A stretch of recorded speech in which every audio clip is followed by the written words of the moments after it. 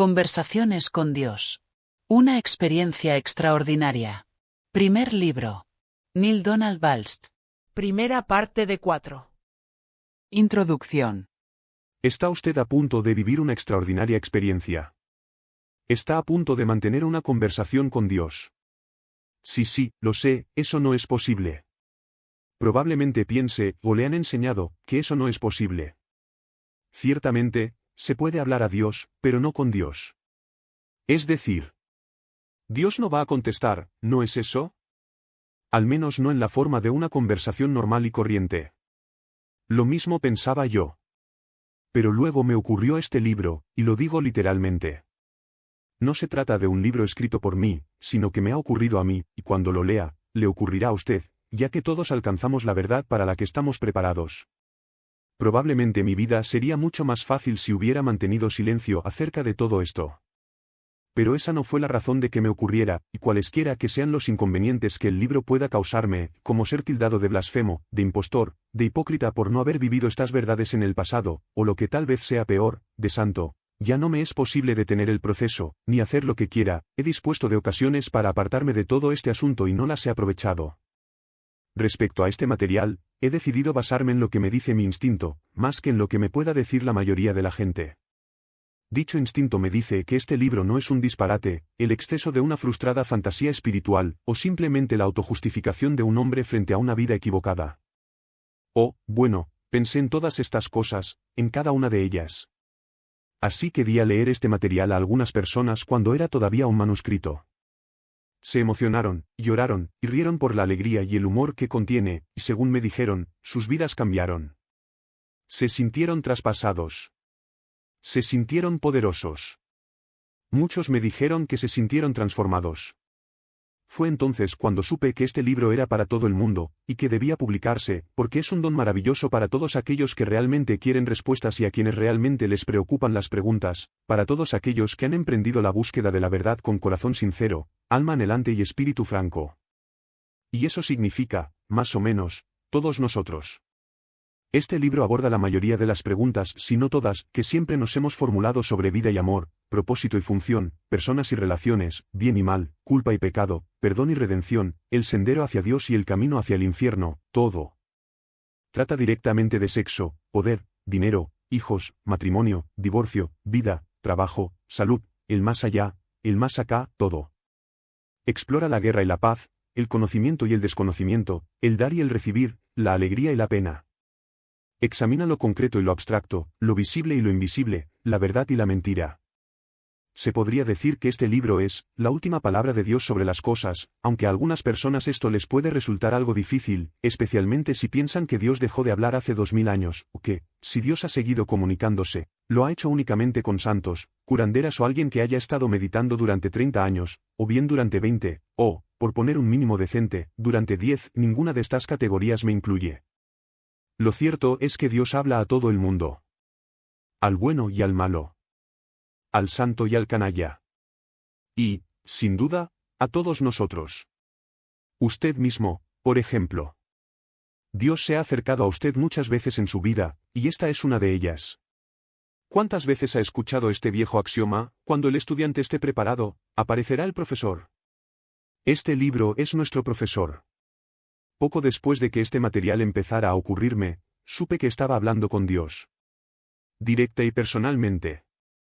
Irrefutablemente. Y que Dios respondía a mis preguntas en proporción directa a mi capacidad de comprensión. Es decir, me respondía de un modo, y con un lenguaje, que Dios sabía que yo entendería. Esto explica en gran medida el estilo coloquial de la obra y las referencias ocasionales al material recogido de otras fuentes y experiencias previas de mi vida. Ahora sé que todo lo que me ha acontecido siempre en mi vida procedía de Dios, y en ese momento se unía, se conjuntaba, en una magnífica y completa respuesta a cada una de las preguntas que siempre tuve. Y en algún momento del recorrido me di cuenta de que se estaba produciendo un libro destinado a ser publicado. En realidad, durante la última parte del diálogo, en febrero de 1993, se me ordenó específicamente que se produjeran 3 libros, y que 1.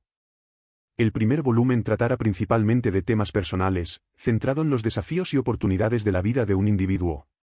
2. El segundo se ocupara de temas más generales, relativos a la vida geopolítica y metafísica del planeta, además de los retos a los que se enfrenta hoy el mundo. 3. El tercero tratara de las verdades universales de orden superior, así como de los desafíos y oportunidades del alma. Este es el primero de los libros, terminado en febrero de 1993.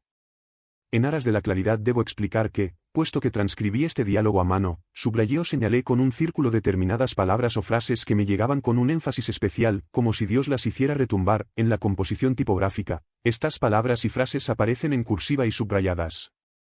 Tengo que decir también que, tras haber leído y releído la sabiduría contenida en estas páginas, estoy profundamente avergonzado de mi propia vida, que ha estado marcada por continuos errores y fechorías, algunos comportamientos sumamente vergonzosos, y algunas opciones y decisiones que, sin duda, otros consideran perjudiciales e imperdonables. Aunque experimento un profundo remordimiento por el hecho de que haya sido a través del dolor de otras personas, siento una indecible gratitud por todo lo que he aprendido en mi vida, y considero que todavía tengo que aprender por medio de los demás. Pido disculpas a todos por la lentitud de este aprendizaje. Sin embargo, Dios me alienta a perdonarme a mí mismo mis propias faltas y a no vivir en el temor y la culpa, sino seguir intentando siempre, no dejar de intentarlo, vivir una visión más grandiosa. Sé que eso es lo que Dios desea para todos nosotros.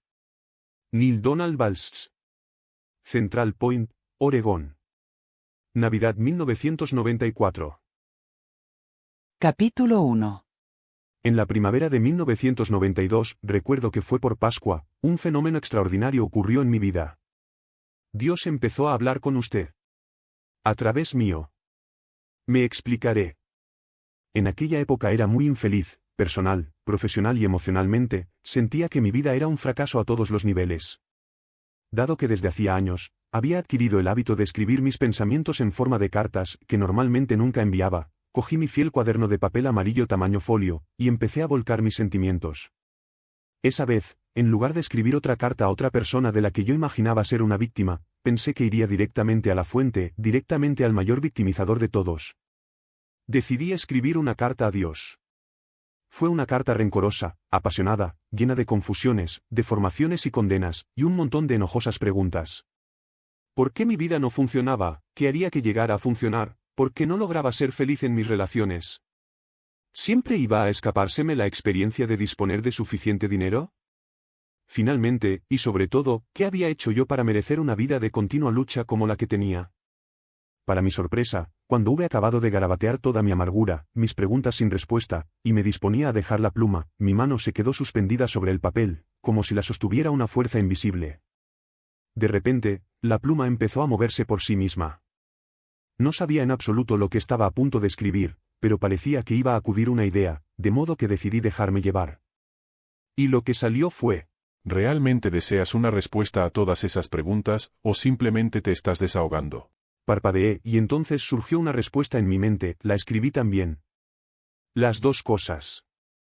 Es verdad que me estoy desahogando, pero, si esas preguntas tienen respuesta, tan cierto es que quiero oírlas como que hay infierno. Muchas cosas son ciertas, como que hay infierno. Pero, ¿no sería más agradable que lo fueran como que hay cielo? Y escribí. ¿Qué se supone que significa eso? Sin que yo lo supiera, había empezado una conversación y, más que escribir por mi cuenta, estaba escribiendo al dictado. Este dictado duró 3 años, y durante ese tiempo no tenía la menor idea de cómo acabaría. Las respuestas a las preguntas que yo expresaba en el papel no me llegaban hasta que no terminaba de escribir completamente cada pregunta y apartaba mis propios pensamientos. A menudo las respuestas me llegaban más deprisa de lo que podía escribir y entonces tenía que garabatear rápidamente para no quedarme atrás. Cuando me sentía confuso, o desaparecía la sensación de que las palabras me llegaban de otra parte, dejaba la pluma e interrumpía el diálogo hasta que de nuevo me sentía inspirado. Lo siento, es la única palabra que realmente resulta apropiada para volver a coger mi cuaderno de papel amarillo tamaño folio y reanudar la transcripción. Esas conversaciones todavía duran en el momento en que estoy escribiendo esto. Y la mayor parte se encuentra en las siguientes páginas, las cuales contienen un asombroso diálogo que al principio no podía creer, que luego supuse que me resultaría personalmente valioso, pero que ahora comprendo que estaba destinado a otras personas y no solo a mí.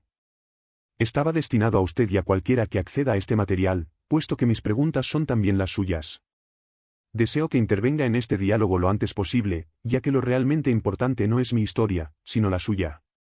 Es la historia de su vida a la que aquí se presenta. Y si este material es importante, lo es para su experiencia personal. De lo contrario no estaría usted aquí, con él en las manos, en este momento. Así pues, vamos a iniciar el diálogo con una pregunta que me había estado formulando durante mucho tiempo: ¿cómo habla Dios, y a quién? Cuando la planteé, he aquí la respuesta que obtuve. Hablo a todo el mundo. Constantemente. La cuestión no es a quién hablo, sino quién me escucha. Intrigado, le pedí a Dios que me lo explicara mejor.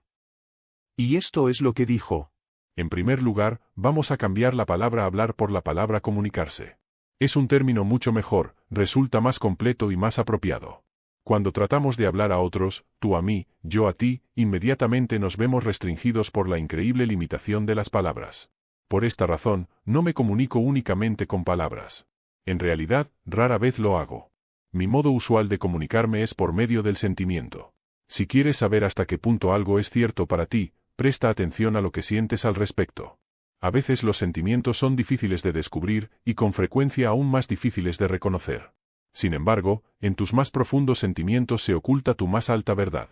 El truco está en llegar a dichos sentimientos. Te mostraré cómo. De nuevo. Si tú quieres. Le dije a Dios que sí quería, pero que en ese momento deseaba aún más una respuesta completa y detallada a mi primera pregunta. He aquí lo que Dios me dijo. ¿Y eso por qué? La suprema ironía del asunto es que vosotros hayáis dado tanta importancia a la palabra de Dios, y tan poca a la experiencia. En efecto, dais tan poco valor a la experiencia que, cuando vuestra experiencia de Dios difiere de lo que habéis oído sobre Dios, automáticamente desecháis la experiencia y os quedáis con las palabras, cuando debería ser precisamente lo contrario. Vuestra experiencia y vuestros sentimientos sobre algo representan lo que efectiva e intuitivamente sabéis acerca de ello. Las palabras únicamente pueden aspirar a simbolizar lo que sabéis, y a menudo pueden confundir lo que sabéis. Así pues, esas son las herramientas con las que yo me comunico, aunque no sistemáticamente, pues ni todos los sentimientos, ni todos los pensamientos, ni toda la experiencia, ni todas las palabras proceden de mí. Muchas palabras han sido pronunciadas por otros en mi nombre. Muchos pensamientos y muchos sentimientos han sido promovidos por causas que no son resultado directo de mi creación. Y muchas experiencias se derivan también de dichas causas. La cuestión consiste en discernir. La dificultad estriba en saber la diferencia entre los mensajes de Dios y los que proceden de otras fuentes. Esta distinción resulta sencilla con la aplicación de una regla básica. Vuestro pensamiento más elevado, vuestra palabra más clara, vuestro sentimiento más grandioso, son siempre míos. Todo lo demás procede de otra fuente. Con ello se facilita la labor de diferenciación, ya que no debería resultar difícil, ni siquiera para el principiante, identificar lo más elevado, lo más claro y lo más grandioso. No obstante, te daré algunas directrices. El pensamiento más elevado es siempre aquel que encierra alegría. Las palabras más claras son aquellas que encierran verdad. El sentimiento más grandioso es el llamado amor. Alegría, verdad, amor. Los tres son intercambiables, y cada uno lleva siempre a los otros. No importa en qué orden se encuentren. Una vez determinado, utilizando estas directrices, qué mensajes son míos y cuáles proceden de otra fuente, lo único que falta es saber si mis mensajes serán tenidos en cuenta. La mayoría de mis mensajes no lo son. Algunos, porque parecen demasiado buenos para ser verdad. Otros, porque parece demasiado difícil seguirlos. Muchos, debido simplemente a que se entienden mal. La mayoría, porque no se reciben. Mi mensajero más potente es la experiencia, e incluso a esta la ignoráis, especialmente a esta la ignoráis. Vuestro mundo no se hallaría en el estado en que se encuentra si simplemente hubierais escuchado a vuestra experiencia. El resultado de que no escuchéis a vuestra experiencia es que seguís reviviéndola, una y otra vez, puesto que mi propósito no puede verse frustrado, ni mi voluntad ignorada. Tenéis que recibir el mensaje, antes o después. Sin embargo, no os forzaré. Nunca os coaccionaré, ya que os he dado el libre albedrío, la facultad de hacer lo que queráis, y nunca jamás os lo quitaré. Así pues, seguiré enviándoos los mismos mensajes una y otra vez, a lo largo de milenios y a cualquier rincón del universo en el que habitéis. Seguiré enviando infinitamente mis mensajes, hasta que los hayáis recibido y los hayáis escuchado con atención, haciéndolos vuestros. Mis mensajes pueden venir bajo un centenar de formas, en miles de momentos, durante 1.000.000 de años. No podéis pasarlos por alto si realmente escucháis. No podéis ignorarlos una vez los hayáis oído verdaderamente. De este modo nuestra comunicación empezará en serio, ya que en el pasado únicamente me habéis hablado, me habéis rezado, habéis intercedido ante mí, me habéis suplicado. Pero ahora puedo responderos siquiera sea como lo estoy haciendo en este momento. ¿Cómo puedo saber que esta comunicación procede de Dios? ¿Cómo sé que no se trata de mi propia imaginación? ¿Qué diferencia habría? ¿No ves que puedo utilizar tu imaginación con la misma facilidad que cualquier otro medio?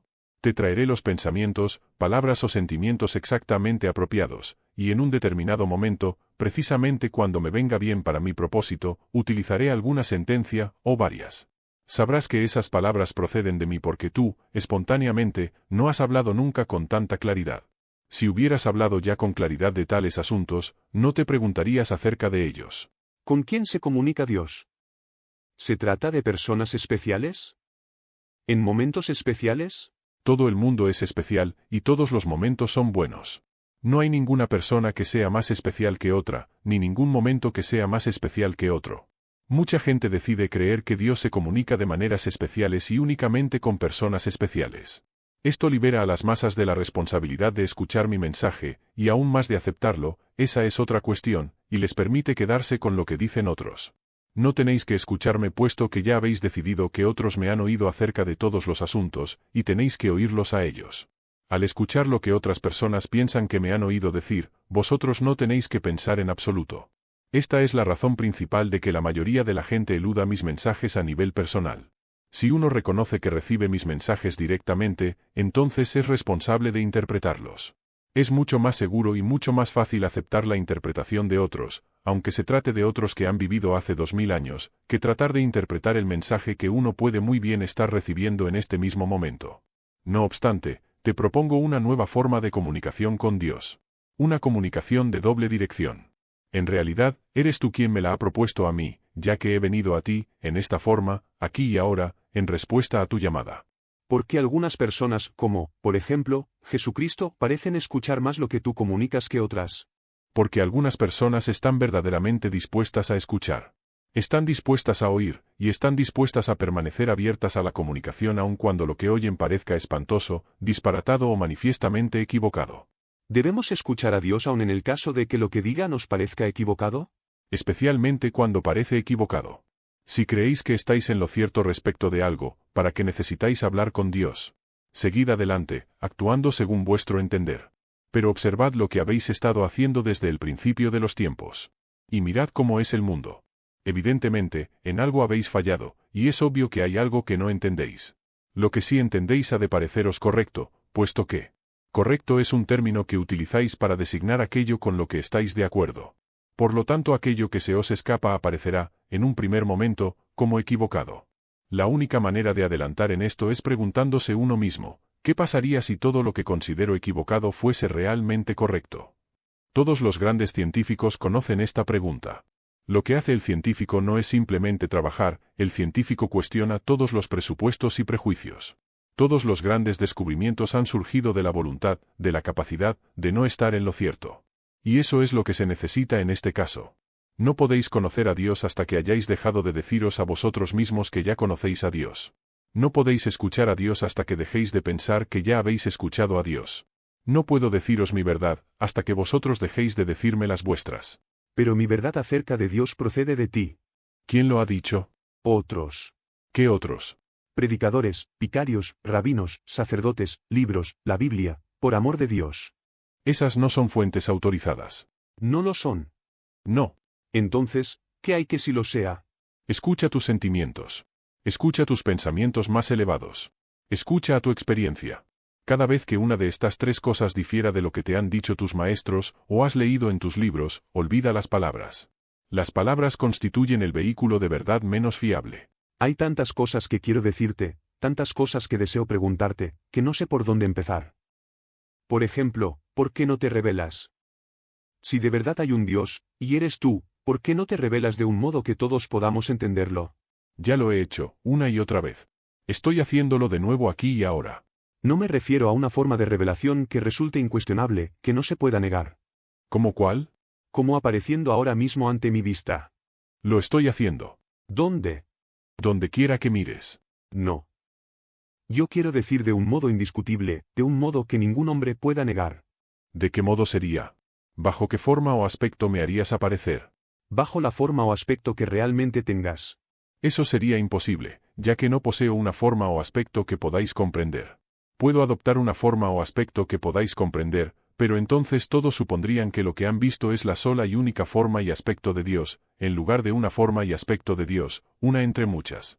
La gente cree que yo soy como me ven, en lugar de como no me ven.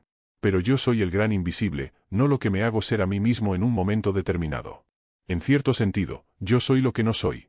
Y es de este no ser de donde vengo, y a donde siempre retorno. Pero cuando vengo bajo una u otra forma determinada, una forma bajo la que creo que la gente puede comprenderme, entonces la gente me atribuye esa forma para siempre jamás. Y si viniera bajo cualquier otra forma, ante cualesquiera otras personas, los primeros dirían que no habría aparecido ante los segundos, ya que no me habría mostrado a los segundos igual que a los primeros, ni les habría dicho las mismas cosas, de modo que, ¿cómo iba a ser yo?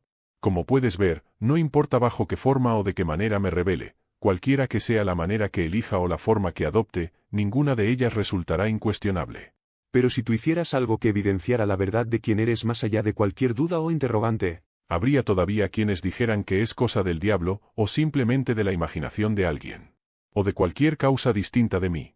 Si me revelara como Dios Todopoderoso, Rey de los cielos y la tierra, y moviera montañas para demostrarlo, habría quienes dirían, debe de ser cosa de Satanás. Y eso es lo que sucedería, puesto que Dios no se revela a sí mismo por o a través de la observación externa, sino de la experiencia interna.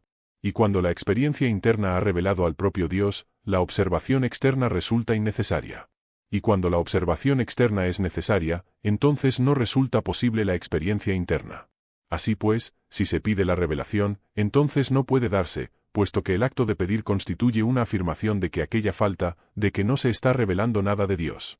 Esta afirmación produce la experiencia, ya que vuestro pensamiento sobre algo es creador y vuestra palabra es productora, y vuestro pensamiento y vuestra palabra juntos, resultan magníficamente eficaces en tanto dan origen a vuestra realidad.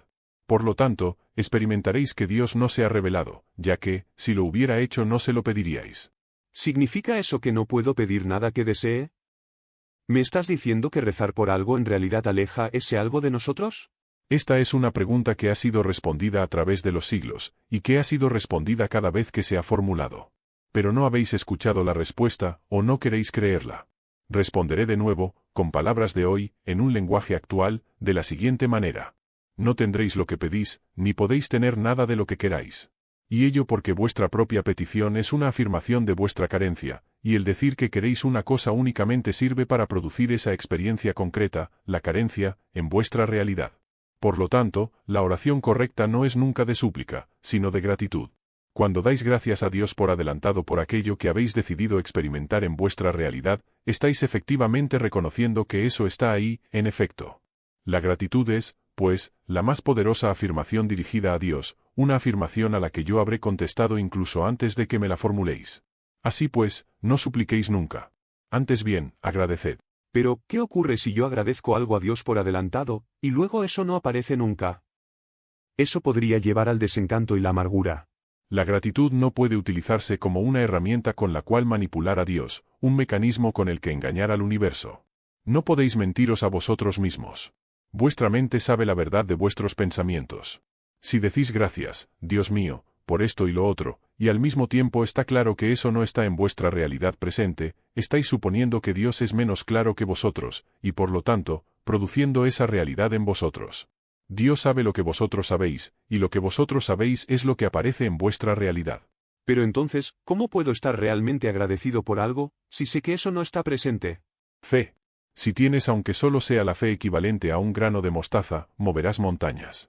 Sabrás que eso está presente porque yo digo que está presente, porque yo digo que, incluso antes de que me preguntes, habré respondido, porque yo digo y os lo he dicho de todas las maneras concebibles, a través de cualquier maestro que me puedas mencionar, que, sea lo que queráis, si lo queréis en mi nombre, así será. Sin embargo, hay tanta gente que dice que sus oraciones han quedado sin respuesta.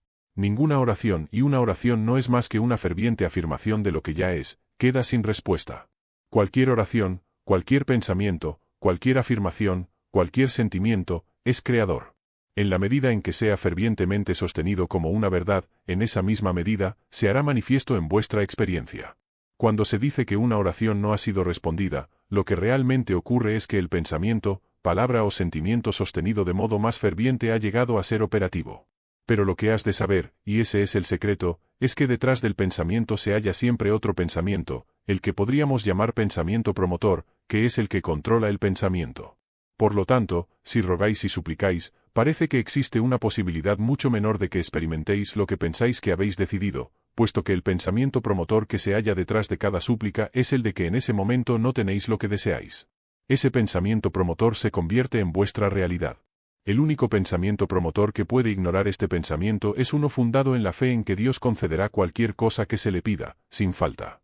Algunas personas poseen este tipo de fe, pero muy pocas. El proceso de la oración resulta mucho más fácil cuando, en lugar de creer que Dios siempre dirá sí a cada petición, se comprende intuitivamente que la propia petición no es necesaria. Entonces la oración se convierte en una plegaria de acción de gracias. No es en absoluto una petición, sino una afirmación de gratitud por lo que ya es. Cuando dices que una oración es una afirmación de lo que ya es, ¿estás diciendo que Dios no hace nada, que todo lo que ocurre después de una oración es un resultado de la acción de rezar? Si crees que Dios es un ser omnipotente que escucha todas las oraciones, y responde sí a unas, no a otras, y ya veremos al resto, estás equivocado. ¿Por qué regla de 3 decidiría Dios? Si crees que Dios es quien crea y decide todo lo que afecta a vuestra vida, estás equivocado. Dios es el observador, no el creador. Y Dios está dispuesto a ayudaros a vivir vuestra vida, pero no de la manera que supondríais. La función de Dios no es crear, o dejar de crear, las circunstancias o condiciones de vuestra vida. Dios os ha creado a vosotros, a imagen y semejanza suya. Vosotros habéis creado el resto, por medio del poder que Dios os ha dado. Dios creó el proceso de la vida, y la propia vida tal como la conocéis. Pero Dios os dio el libre albedrío para hacer con la vida lo que queráis. En este sentido, vuestra voluntad respecto a vosotros es la voluntad de Dios respecto a vosotros. Estáis viviendo vuestra vida del modo como la estáis viviendo, y yo no tengo ninguna preferencia al respecto. Esta es la grandiosa ilusión de la que participáis. Que Dios se preocupa de un modo u otro por lo que hacéis. Yo no me preocupo por lo que hacéis, y eso os resulta difícil de aceptar. Pero, ¿os preocupáis vosotros por lo que hacen vuestros hijos cuando les dejáis salir a jugar? ¿Es importante para vosotros si juegan al corre que te pillo, al escondite o a disimular? No, no lo es, porque sabéis que están perfectamente seguros, ya que les habéis dejado en un entorno que consideráis favorable y adecuado. Por supuesto, siempre confiaréis en que no se lastimen. Y si lo hacen, haréis bien en ayudarles, curarles, y permitirles que se sientan de nuevo seguros, que sean felices de nuevo, que vuelvan a jugar otro día. Pero tampoco ese otro día os preocupará si deciden jugar al escondite o a disimular. Por supuesto, les diréis que juegos son peligrosos. Pero no podréis evitar que vuestros hijos hagan cosas peligrosas. Al menos, no siempre, no para siempre, no en todo momento desde ahora hasta su muerte. Los padres juiciosos lo saben. Pero los padres nunca dejan de preocuparse por el resultado. Esta dicotomía, no preocuparse excesivamente por el proceso, pero sí por el resultado, describe con bastante aproximación la dicotomía de Dios. Pero Dios, en un sentido, no siempre se preocupa por el resultado. No por el resultado final. Y ello porque el resultado final está asegurado. Y esta es la segunda gran ilusión del hombre, que el resultado de la vida es dudoso. Es esta duda acerca del resultado final la que ha creado a vuestro mayor enemigo, el temor. Si dudáis del resultado, entonces dudaréis del Creador, dudaréis de Dios. Y si dudáis de Dios, entonces viviréis toda vuestra vida en el temor y la culpa. Si dudáis de las intenciones de Dios, y de su capacidad de producir este resultado final, entonces, ¿cómo podréis descansar nunca? ¿Cómo podréis nunca hallar realmente la paz? Sin embargo, Dios posee pleno poder para encajar las intenciones con los resultados. No podéis ni queréis creer en ello, aunque afirméis que Dios es todopoderoso, y en consecuencia, habéis de crear en vuestra imaginación un poder igual a Dios, con el fin de encontrar una manera de que la voluntad de Dios se vea frustrada. Así habéis creado en vuestra mitología el ser al que llamáis el diablo. Incluso habéis imaginado a Dios en guerra con ese ser, pensando que Dios resuelve sus problemas del mismo modo que vosotros. Por fin, habéis imaginado realmente que Dios podría perder esa guerra. Todo esto viola lo que decís que sabéis acerca de Dios, pero eso no importa. Vivís vuestra ilusión y de este modo, sentís vuestro temor, debido a vuestra decisión de dudar de Dios. Pero, ¿qué ocurriría si tomaras una nueva decisión? ¿Cuál sería entonces el resultado? Deja que te diga algo, deberías vivir como Buda. Como Jesús. Como lo hicieron todos los santos que siempre habéis idolatrado. Sin embargo, como ocurrió con la mayoría de los santos, la gente no te entendería. Y cuando trataras de explicar tu sensación de paz, tu alegría de vivir, tu éxtasis interior, ellos oirían tus palabras, pero no te escucharían. Tratarían de repetir tus palabras, pero las acrecentarían. Se asombrarían de que tuvieras lo que ellos no pueden encontrar. Y entonces se volverían envidiosos. Pronto la envidia se convertiría en rabia, y en su furor tratarían de convencerte de que eras tú quien no entendía a Dios. Y si fracasaran a la hora de arrancarte tu alegría, tratarían de hacerte daño, tan enorme sería su rabia. Y cuando tú les dijeras que eso no te importaba, que ni siquiera la muerte podría privarte de tu alegría, ni cambiaría tu verdad, seguramente te matarían. Entonces, cuando vieran con qué paz aceptabas la muerte, te llamarían santo, y te amarían de nuevo.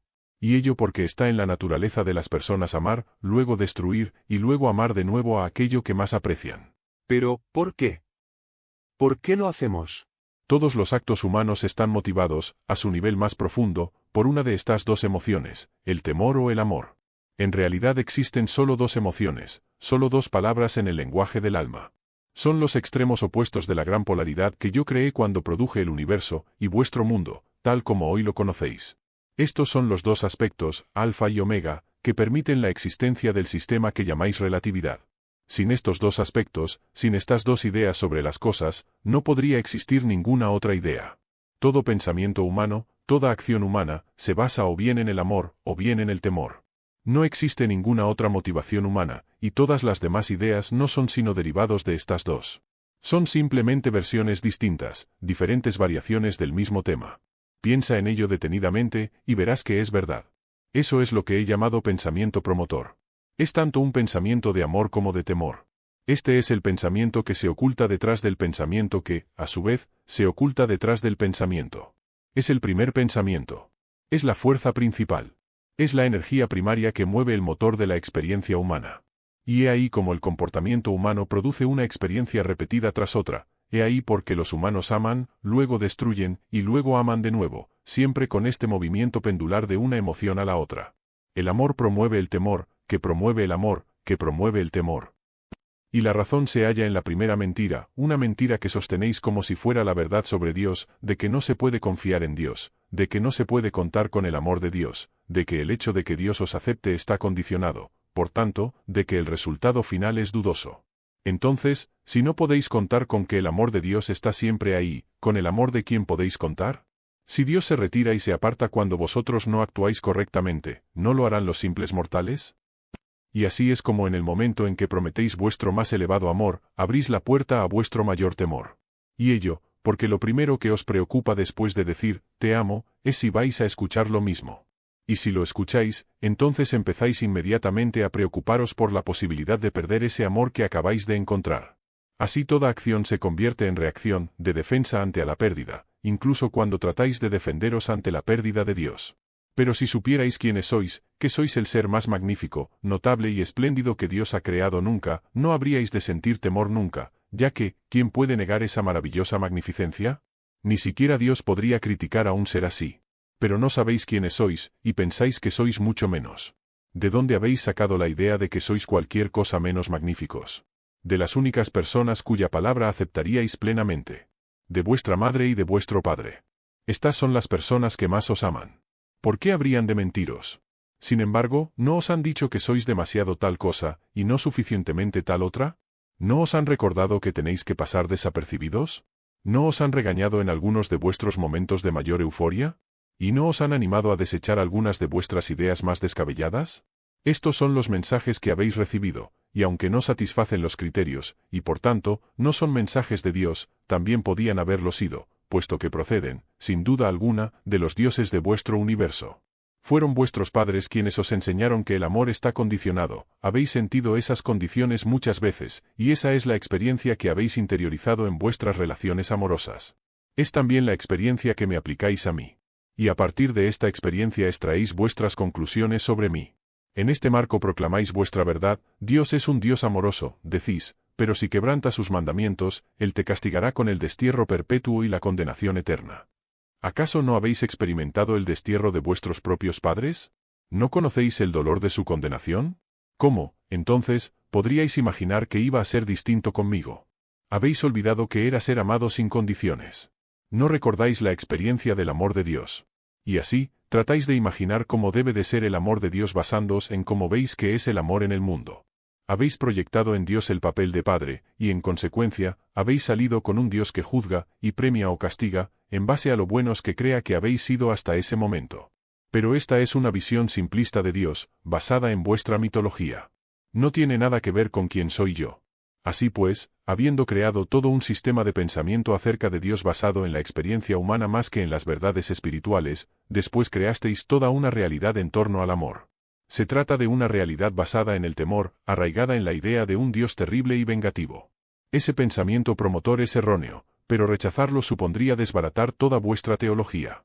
Y aunque la nueva teología que podría reemplazarla sería realmente vuestra salvación, no podéis aceptarla, puesto que la idea de un Dios al que no haya que temer, que no va a juzgar, y que no tiene ningún motivo para castigar, resulte sencillamente demasiado magnífica para incluirla ni siquiera en vuestra más grandiosa noción de quién y qué es Dios. Esta realidad del amor basada en el temor domina vuestra experiencia de aquel, más aún, en realidad la crea, ya que no solo hace que consideréis que recibís un amor condicionado, sino también que penséis que lo dais del mismo modo. E incluso mientras negociáis y establecéis vuestras condiciones, una parte de vosotros sabe que eso no es realmente el amor. Aún así parecéis incapaces de cambiar la manera de dispensarlo. Os decís a vosotros mismos que habéis aprendido la manera difícil, y que os condenéis si os hacéis de nuevo vulnerables.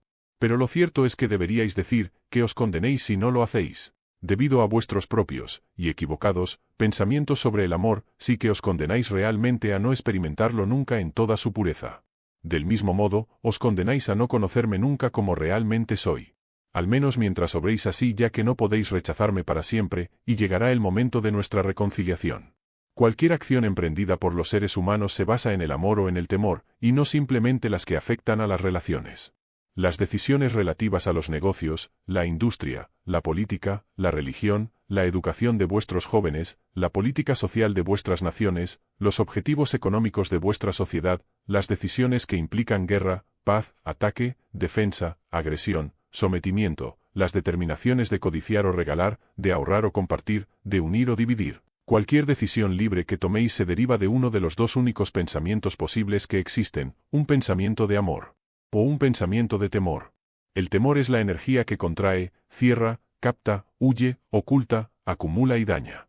El amor es la energía que expande, abre, emite, permanece, revela, comparte y sana. El temor cubre nuestros cuerpos de ropa, el amor nos permite permanecer desnudos. El temor se aferra a todo lo que tenemos, el amor lo regala. El temor prohíbe, el amor quiere. El temor agarra, el amor deja ir. El temor duele, el amor alivia. El temor ataca, el amor repara. Cualquier pensamiento, palabra o acto humano se basa en una emoción o la otra. No tenéis más elección al respecto, puesto que no existe nada más entre lo que elegir. Pero tenéis libre albedrío respecto a cuáles de las dos escoger. Haces que parezca muy fácil, y sin embargo, en el momento de la decisión el temor vence mucho más a menudo. ¿Por qué? Habéis aprendido a vivir en el temor. Se os ha hablado de la supervivencia de los más capacitados, y de la victoria de los más fuertes y el éxito de los más inteligentes. Pero se os ha dicho muy poco sobre la gloria de quienes más aman. De este modo, os esforzáis por ser los más capacitados, los más fuertes, los más inteligentes, de una u otra manera, y si en una situación determinada percibís que vosotros lo sois menos, tenéis miedo de perder, puesto que se os ha dicho que ser menos significa perder. Así evidentemente, elegís la acción promovida por el temor, porque eso es lo que os han enseñado. Pero yo os enseño esto: cuando escojáis la acción promovida por el amor, entonces haréis algo más que sobrevivir, haréis algo más que vencer, haréis algo más que tener éxito. Entonces experimentaréis plenamente la gloria de quienes realmente sois, y quienes podéis ser. Para hacer esto, debéis dejar de lado las enseñanzas de vuestros bienintencionados, aunque mal informados, profesores mundanos, y escuchar las enseñanzas de aquellos cuya sabiduría proviene de otra fuente. Hay muchos de estos profesores entre vosotros, como siempre los ha habido, ya que nunca he querido privaros de aquellos que os mostraran, os enseñaran, os guiaran y os recordaran esas verdades. No obstante, el mayor recordatorio no se halla fuera de vosotros, sino que es vuestra propia voz interior. Esta es la primera herramienta que utilizo, puesto que es la más accesible. La voz interior es la voz más fuerte con la que hablo, puesto que es la más cercana a vosotros. Es la voz que os dice si todo lo demás es verdadero o falso, correcto o equivocado, bueno o malo, según vuestra definición. Es el radar que señala el rumbo, dirige el barco y guía el viaje, si dejáis que lo haga. Es la voz que te dice ahora mismo si las propias palabras que estás leyendo son palabras de amor o palabras de temor.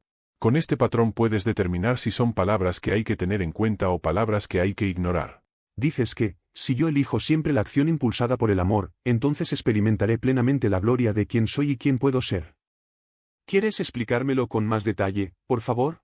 Existe únicamente un propósito para toda la vida, y es, para vosotros y para todo lo que vive, experimentar la gloria más plena. Todo lo que decís, hacéis o pensáis está subordinado a esta función. Vuestra alma no tiene que hacer nada más que eso, y no quiere hacer nada más que eso.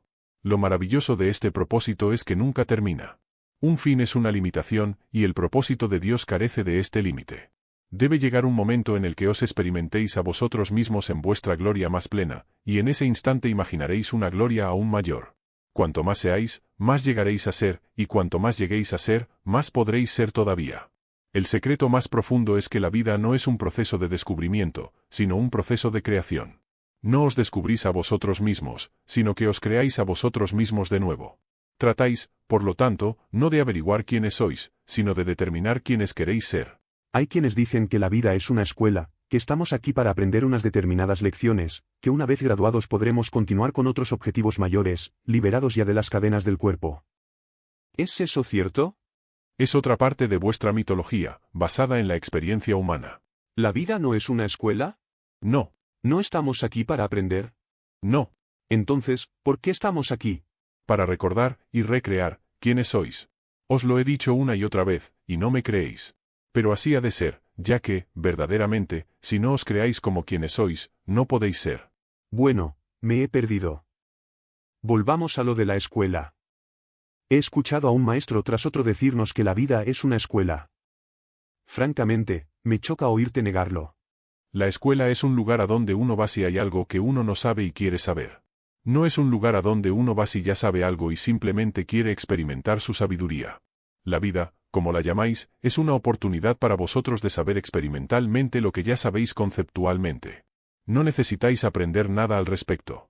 Necesitáis simplemente recordar lo que ya sabéis, y obrar en consecuencia. No estoy seguro de entenderlo.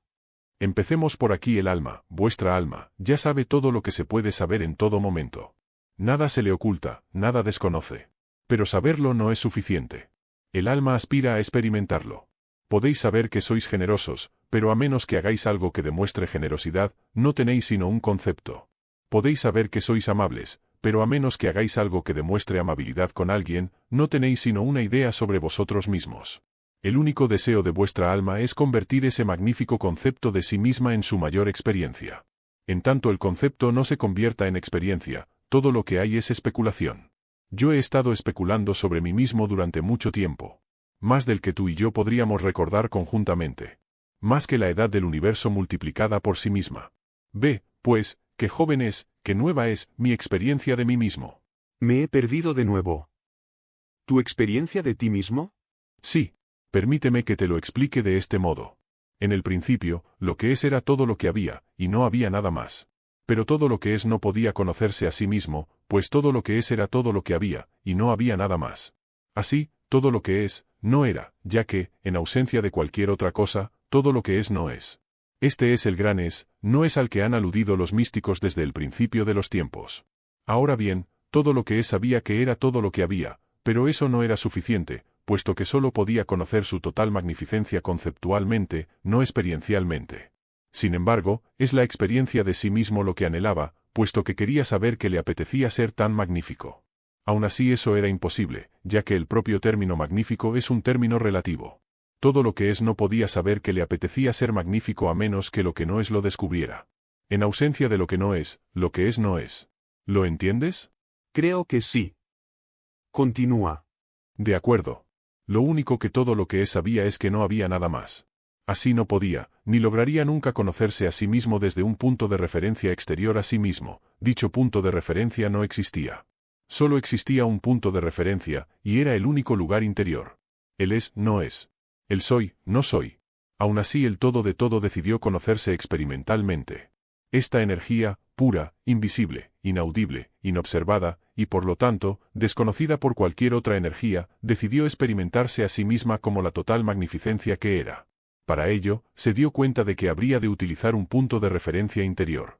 Se hizo el razonamiento, totalmente correcto, de que cualquier parte de sí mismo había de ser necesariamente menos que el total, y por tanto, si simplemente se dividía a sí mismo en partes, cada parte, al ser menos que el total, podía mirar al resto de sí mismo y ver su magnificencia. Así, todo lo que es se dividió a sí mismo, convirtiéndose, en un momento glorioso, en lo que es esto y lo que es aquello. Por primera vez, existían esto y aquello completamente separados lo uno de lo otro. Y aún así, existían simultáneamente, tal como sucedía con todo lo que no era ninguno de los dos. Así, de repente existían tres elementos, lo que está aquí, lo que está allí, y lo que no está ni aquí ni allí, pero que debe existir para que aquí y allí existan. Es la nada la que sostiene al todo. Es el no espacio el que sostiene al espacio. Es el todo el que sostiene a las partes. ¿Lo entiendes? ¿Me sigues? Creo que sí, realmente. Lo creas o no, lo has ilustrado de una forma tan clara que creo que verdaderamente lo entiendo. Creo que sí. Bien. Recuerda que me has pedido esta explicación. Has estado esperándola durante años. Y me la has pedido en términos profanos, no en doctrinas teológicas o teorías científicas. Sí, soy consciente de lo que te he pedido. Y tal como la has pedido te la voy a dar. Ahora bien, para simplificar las cosas, voy a utilizar vuestro modelo mitológico de los hijos de Dios como la base de mi exposición, ya que se trata de un modelo con el que estáis familiarizados, y en muchos aspectos no resulta tan lejano. Así, volvamos a cómo se desarrolla este proceso de autoconocimiento. Solo había un modo de que yo motivara a todos mis hijos espirituales a conocerse a sí mismos como partes de mí, y era simplemente diciéndoselo. Y eso hice. Pero, como puedes ver, no era suficiente para el espíritu conocerme simplemente como siendo Dios, o parte de Dios, o hijo de Dios, o heredero del reino, o cualquier mitología que quieras utilizar. Como ya he explicado, conocer algo y experimentarlo son dos cosas distintas. El espíritu anhelaba conocerse experiencialmente, como yo hice. La conciencia conceptual no era suficiente para vosotros. Así ideé un plan. Es la idea más extraordinaria de todo el universo, y también la colaboración más espectacular. Digo colaboración porque todos vosotros estáis en esto conmigo. Con este plan, vosotros, en cuanto espíritu puro, entraríais en el universo físico recién creado. Y ello porque lo físico es la única manera de conocer experiencialmente lo que se conoce conceptualmente. Esta es, en efecto, la razón por la que he creado el cosmos físico para empezar, así como el sistema de relatividad que lo gobierna, y toda la creación. Una vez en el universo físico, vosotros, mis hijos espirituales, podéis experimentar lo que sabéis de vosotros mismos, pero primero habéis de pasar por conocer lo contrario. Para explicarlo de una manera sencilla, no podéis conoceros a vosotros mismos en vuestra grandeza a menos que, y hasta que, seáis conscientes de vuestra pequeñez. No podéis experimentar lo que vosotros llamáis importante a menos que también paséis por conocer lo insignificante. Llevado a sus últimas consecuencias lógicas, no podéis experimentaros a vosotros mismos como lo que sois hasta que os hayáis enfrentado a lo que no sois. Este es el propósito de la teoría de la relatividad y de toda la vida física. Por eso es por lo que no sois tal como vosotros os habéis definido. Ahora bien, en el caso del conocimiento último, en el caso del conocimiento de vosotros mismos como siendo el creador, no podéis experimentar vuestro propio yo como creador a menos que, y hasta que, creéis. Y no podéis crearos a vosotros mismos en tanto no os descreéis a vosotros mismos. En cierto sentido, tenéis primero que no ser, con el fin de ser. ¿Me sigues? Creo. Quédate con esa idea. Por supuesto, no hay ninguna manera de que no seáis quienes sois y lo que sois, simplemente lo sois, espíritu puro, creador, siempre lo habéis sido y siempre lo seréis. Así pues, hicisteis lo mejor que podíais hacer. Procurasteis olvidar quiénes sois realmente. Una vez entrados en el universo físico, renunciasteis a vuestro recuerdo de vosotros mismos. Eso os permite decidir ser quienes sois, en lugar de encontraros simplemente siéndolo, por así decir. Es en el acto de decidir ser, y no en estar siendo simplemente lo que sois, una parte de Dios, en el que os experimentáis a vosotros mismos como siendo con total decisión, que es lo que, por definición, es Dios. Sin embargo, ¿cómo podéis decidir respecto a algo sobre lo que no hay ninguna decisión? No podéis no ser mi descendencia por mucho que os empeñéis, pero sí podéis olvidarlo. Vosotros sois, siempre habéis sido y siempre seréis, una parte divina del todo divino, un miembro del cuerpo. He aquí porque el acto de reunirse con el todo, de volver a Dios, se llama remembranza. ¿Verdaderamente decidís remembrar quiénes realmente sois, o reuniros junto con las diversas partes de vosotros para experimentar el todo de vosotros, es decir, el todo de mí? Vuestra tarea en la tierra, por lo tanto, no es aprender, puesto que ya sabéis, sino remembrar quiénes sois. Y remembrar quiénes son todos los demás. He aquí porque una parte importante de vuestra tarea consiste en recordar a los demás, es decir, recordarles a ellos y acordarse de ellos, de modo que también puedan remembrar. Todos vuestros maravillosos maestros espirituales han hecho precisamente esto. Este es vuestro único objetivo. Es el único objetivo de vuestra alma. Dios mío, es tan simple. Y tan simétrico. Quiero decir, que todo encaja. De repente, todo cuadra.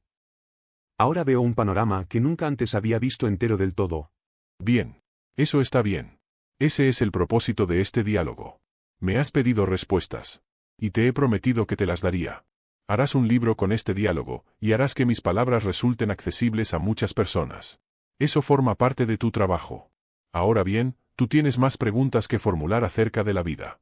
Ya hemos colocado los cimientos, hemos preparado el terreno para nuevos conocimientos. Vayamos a esas otras preguntas. Y no te preocupes. Si hay algo en relación a lo que acabamos de tratar que no entiendes en profundidad, muy pronto lo verás todo claro. Hay tanto que quiero preguntarte. Hay tantas preguntas. Supongo que puedo empezar por las más importantes, las más obvias. Por ejemplo, ¿por qué el mundo es tal como es? De todas las preguntas que el hombre le ha hecho a Dios, esta es la más frecuente. Desde el principio de los tiempos el hombre se ha formulado esta pregunta. Desde el primer momento habéis querido saberlo. ¿Por qué tiene que ser así? Normalmente, el planteamiento clásico de la cuestión es más o menos este: si Dios es infinitamente perfecto y nos ama infinitamente, ¿por qué crear el hambre y la peste, la guerra y la enfermedad, los terremotos, los tornados, los huracanes y todo tipo de desastres naturales? ¿Por qué los estados de profunda frustración personal y las calamidades mundiales? La respuesta a esta pregunta reside en el más profundo misterio del universo y el más alto sentido de la vida. Yo no manifiesto mi bondad si solo creo lo que llamáis perfección en torno a vosotros. Yo no demuestro mi amor si no permito que vosotros demostréis el vuestro. Como ya he explicado, no se puede demostrar amor en tanto no se haya demostrado no amor. Una cosa no puede existir sin su contraria, excepto en el mundo del absoluto. Sin embargo, la esfera del absoluto no era sutilmente ni para vosotros ni para mí. Yo existía allí, en el siempre, y de ahí procedéis también vosotros. En el absoluto no hay experiencia, solo conocimiento. El conocimiento es un estado divino, pero la más grandiosa alegría está en el ser. Ser es algo que se alcanza únicamente por la experiencia. En esto consiste la evolución: conocimiento, experiencia, ser. Esta es la Santísima Trinidad, Dios Trino. Dios Padre es conocimiento, el Padre de toda comprensión, el engendrador de toda experiencia, ya que no se puede experimentar lo que no se conoce. Dios Hijo es experiencia, la encarnación, la realización, de todo lo que el Padre sabe de sí mismo, ya que no se puede ser lo que no se ha experimentado. Dios Espíritu Santo es ser, la desencarnación de todo lo que el Hijo ha experimentado de sí mismo, el simple y exquisito existir, posible solo a través de la memoria del conocimiento y la experiencia. Este simple ser es la felicidad. Es el estado de Dios, después de haberse conocido y experimentado a sí mismo. Es lo que Dios anhelaba en el principio. Por supuesto, no hace falta que te explique que las descripciones de Dios como Padre e Hijo no tienen nada que ver con el hecho de engendrar. Utilizo aquí la pintoresca forma de hablar de vuestras más recientes escrituras. Otros escritos sagrados mucho más antiguos situaban esta metáfora en el contexto de madre e hija. Ninguna de ellas es correcta. Vuestra mente puede entender mejor la relación como progenitor-descendencia, o bien, lo que da origen y lo que es originado. Al añadir la tercera parte de la Trinidad, se produce esta relación: lo que da origen, lo que es originado, lo que es. Esta realidad trina es la firma de Dios. Es la pauta divina. Esta característica de tres en uno se encuentra por doquier en las esferas de lo sublime. No se puede escapar a ella en las cuestiones que tratan del tiempo y el espacio, Dios y la conciencia, o cualquier relación sutil.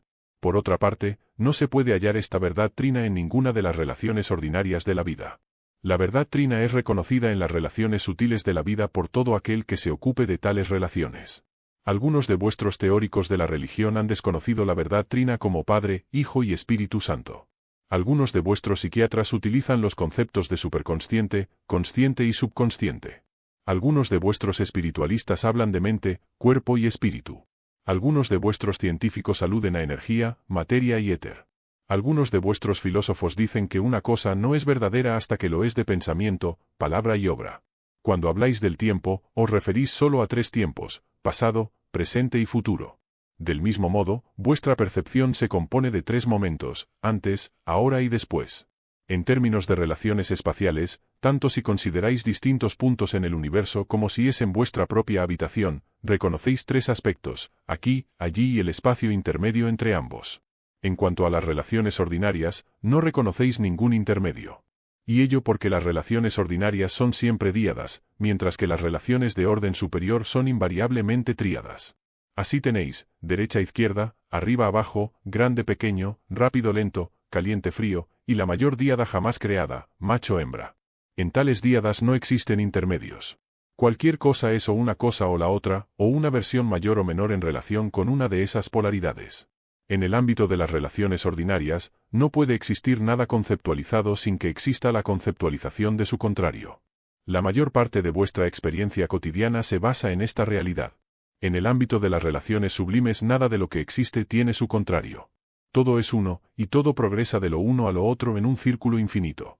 El tiempo es como el ámbito de lo sublime, en él, lo que llamáis pasado, presente y futuro existe de modo interrelacional. Es decir, no hay contrarios, sino más bien partes del mismo todo, progresiones de la misma idea, ciclos de la misma energía, aspectos de la misma verdad inmutable. Si, a partir de aquí llegas a la conclusión de que el pasado, el presente y el futuro existen al mismo tiempo, estarás en lo cierto. Sin embargo, no es este el momento de tratar de esto. Nos ocuparemos de ello con mucho más detalle cuando exploremos plenamente el concepto de tiempo, lo que haremos más tarde. El mundo es tal como es porque no podría ser de ninguna otra manera y seguir existiendo en la esfera ordinaria de lo físico. Los terremotos y los huracanes, las inundaciones y los tornados, y todos los acontecimientos que llamáis desastres naturales no son sino movimientos de los elementos de una polaridad a la otra. El ciclo nacimiento-muerte forma también parte de este movimiento. Estos son los ritmos de la vida, y en la realidad ordinaria todo está sujeto a ellos, puesto que la propia vida es un ritmo. Es una onda, una vibración, una pulsación del mismo corazón de todo lo que es. El malestar y la enfermedad son los contrarios de la salud y el bienestar, y se manifiestan en vuestra realidad a petición vuestra. No podéis caer enfermos si a un determinado nivel no lo provocáis vosotros mismos, y podéis estar bien de nuevo en un cierto momento simplemente decidiendo estarlo. Los estados de profunda frustración personal son respuestas que habéis elegido, y las calamidades mundiales son el resultado de la conciencia mundial. Tu pregunta implica que yo decido tales acontecimientos, que ocurrirían por mi voluntad y mi deseo. Pero yo no provoco estas cosas, simplemente os observo a vosotros hacerlo. Y no hago nada para detenerlas, porque obrar así sería coartar vuestra voluntad. Además, ello os privaría de la experiencia de Dios, que es la experiencia que vosotros y yo hemos elegido juntos. No condenes, pues, todo aquello que llamarías malo en el mundo. En lugar de ello, pregúntate qué es lo que consideras malo, y en su caso qué puedes hacer para cambiarlo. Investiga en ello, preguntándote, ¿qué parte de mí mismo quiero experimentar ahora ante esta calamidad? ¿Qué aspecto del ser decido que surja a partir de ahora? Y ello, porque todo lo vivo existe como una herramienta de vuestra propia creación, y todos sus acontecimientos se presentan simplemente como oportunidades para que decidáis, y seáis, quienes sois. Esto es así para cualquier alma, no sois, por tanto, víctimas en el universo, sino únicamente creadores. Todos los maestros que han caminado por este planeta lo han sabido, y ello porque, no importa qué maestro se mencione, ninguno se veía a sí mismo como víctima, aunque muchos fueron realmente crucificados. Cada alma es un maestro, aunque algunas no recuerden sus orígenes o su herencia. Cada uno crea, en cada momento, la situación y la circunstancia apropiadas para su objetivo más elevado y su proceso de recuerdo más rápido. No juzgues, pues, el camino kármico que recorre otra persona. No envidies su éxito, no compadezcas su fracaso, puesto que no sabes qué es éxito y qué es fracaso en los cálculos del alma. No llames a algo calamidad, ni feliz acontecimiento, hasta que decidas, o compruebes, cómo es utilizado, ya que ¿es una calamidad la muerte de unos y con ello salva las vidas de miles? ¿Y es una vida un feliz acontecimiento cuando ésta solo ha provocado dolor? Sin embargo, aunque no juzgues, mantén siempre tu propio criterio, y deja que los demás sigan el suyo. Esto no significa que debas ignorar una petición de ayuda, ni la tendencia de tu alma a procurar cambiar una circunstancia o condición determinada. Significa que has de evitar las etiquetas y los juicios hagas lo que hagas. Para cada circunstancia hay un don, y en cada experiencia se oculta un tesoro. Había una vez un alma que sabía que ella era la luz. Era un alma nueva, y por lo tanto, ansiosa por experimentar. Soy la luz, decía. Soy la luz. Pero todo lo que supiera al respecto y todo lo que dijera al respecto no podían sustituir a la experiencia. Y en la esfera de la que surgió esta alma no había sino la luz. Todas las almas eran grandiosas, todas las almas eran magníficas, y todas las almas brillaban con el brillo imponente de mi propia luz. Así, la pequeña alma en cuestión era como una vela en el sol. En medio de la más grandiosa luz, de la que formaba parte, no podía verse a sí misma, ni experimentarse a sí misma como quien y lo que realmente era. Sucedía que esta alma anhelaba una y otra vez conocerse a sí misma. Y tan grande era su anhelo, que un día le dije, ¿sabes, pequeña, qué deberías hacer para satisfacer este anhelo tuyo? ¿Qué, Dios mío? Quiero hacer algo. Me dijo la pequeña alma. Debes separarte del resto de nosotros, respondí, y luego debes surgir por ti misma en la oscuridad. ¿Qué es la oscuridad, oh santo? Preguntó la pequeña alma. Lo que tú no eres, le respondí y el alma lo entendió. Y eso hizo el alma, apartándose del todo, e incluso yendo hacia otra esfera. En esta esfera el alma tenía la facultad de incorporar a su experiencia todo género de oscuridad. Y así lo hizo. Pero en medio de toda aquella oscuridad, gritó. Padre, Padre, ¿por qué me has abandonado? Igual que vosotros en vuestros momentos más negros. Pero yo nunca os he abandonado, sino que estoy siempre a vuestra disposición, dispuesto a recordaros quiénes sois realmente, dispuesto, siempre dispuesto, a recibiros en casa. Así pues, sé la luz en la oscuridad, y no la maldigas. Y no olvides quién eres mientras dura tu rodeo por el camino de lo que no eres. Pero alaba la creación, aunque trates de cambiarla. Y sabe que lo que hagas en los momentos de más dura prueba puede ser tu mayor triunfo, ya que la experiencia que creas es una afirmación de quién eres, y de quién quieres ser. Te he explicado esta historia, la parábola de la pequeña alma y el sol, a fin de que puedas entender mejor por qué el mundo es como es, y cómo puede cambiar en un instante en el momento en que cada uno recuerde la divina verdad de su más alta realidad. Ahora bien, hay quienes dicen que la vida es una escuela, y que todo lo que uno observa y experimenta en su vida es para que aprenda. Ya he hablado de ello antes, pero nuevamente os digo. No habéis venido a esta vida a aprender nada, solo tenéis que manifestar lo que ya sabéis. Al manifestarlo, lo realizaréis y os crearéis a vosotros mismos de nuevo, a través de vuestra experiencia. Así pues, justificad la vida y dotadla de objetivo. Hacedla sagrada. ¿Estás diciendo que todo lo malo que nos sucede lo hemos elegido nosotros? ¿Significa eso que incluso las calamidades y los desastres son, a un cierto nivel, creados por nosotros a fin de que podamos experimentar lo contrario de quienes somos? Y si es así, ¿no hay una manera menos dolorosa para nosotros mismos y para los demás, de crearnos las oportunidades que experimentamos a nosotros mismos? Me haces varias preguntas, y todas interesantes. Vamos a verlas una por una. No todo lo que os ocurre y que llamáis malo sucede por vuestra propia elección. No en el sentido consciente al que tú aludes. Pero todo ello es vuestra creación. Estáis siempre en proceso de creación. En cada momento. En cada minuto. Cada día. Más tarde nos ocuparemos de cómo podéis crear. Por ahora, simplemente cree lo que te digo, sois una gran máquina de creación, y estáis produciendo cada nueva manifestación literalmente a la misma velocidad con la que pensáis.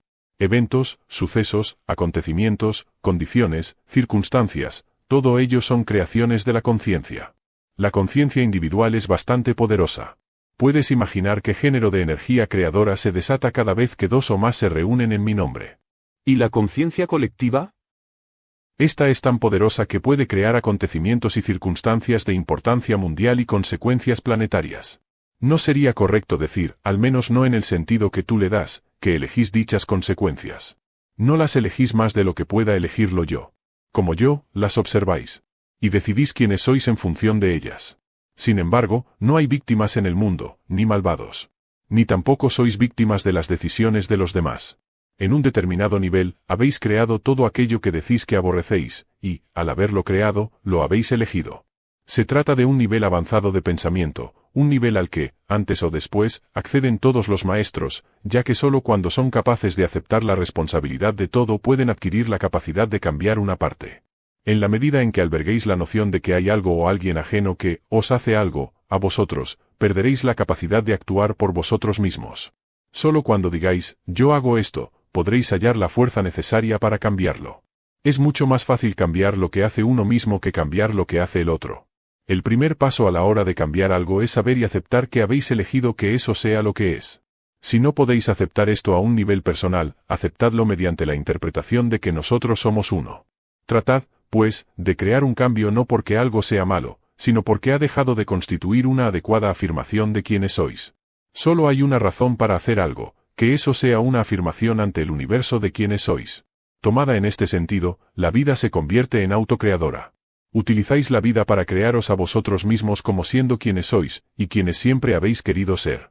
Hay también una sola razón para dejar de hacer algo, que eso haya dejado de ser una afirmación de quienes queréis ser, que ya no sea vuestro reflejo, que ya no os represente, es decir, que ya no os represente.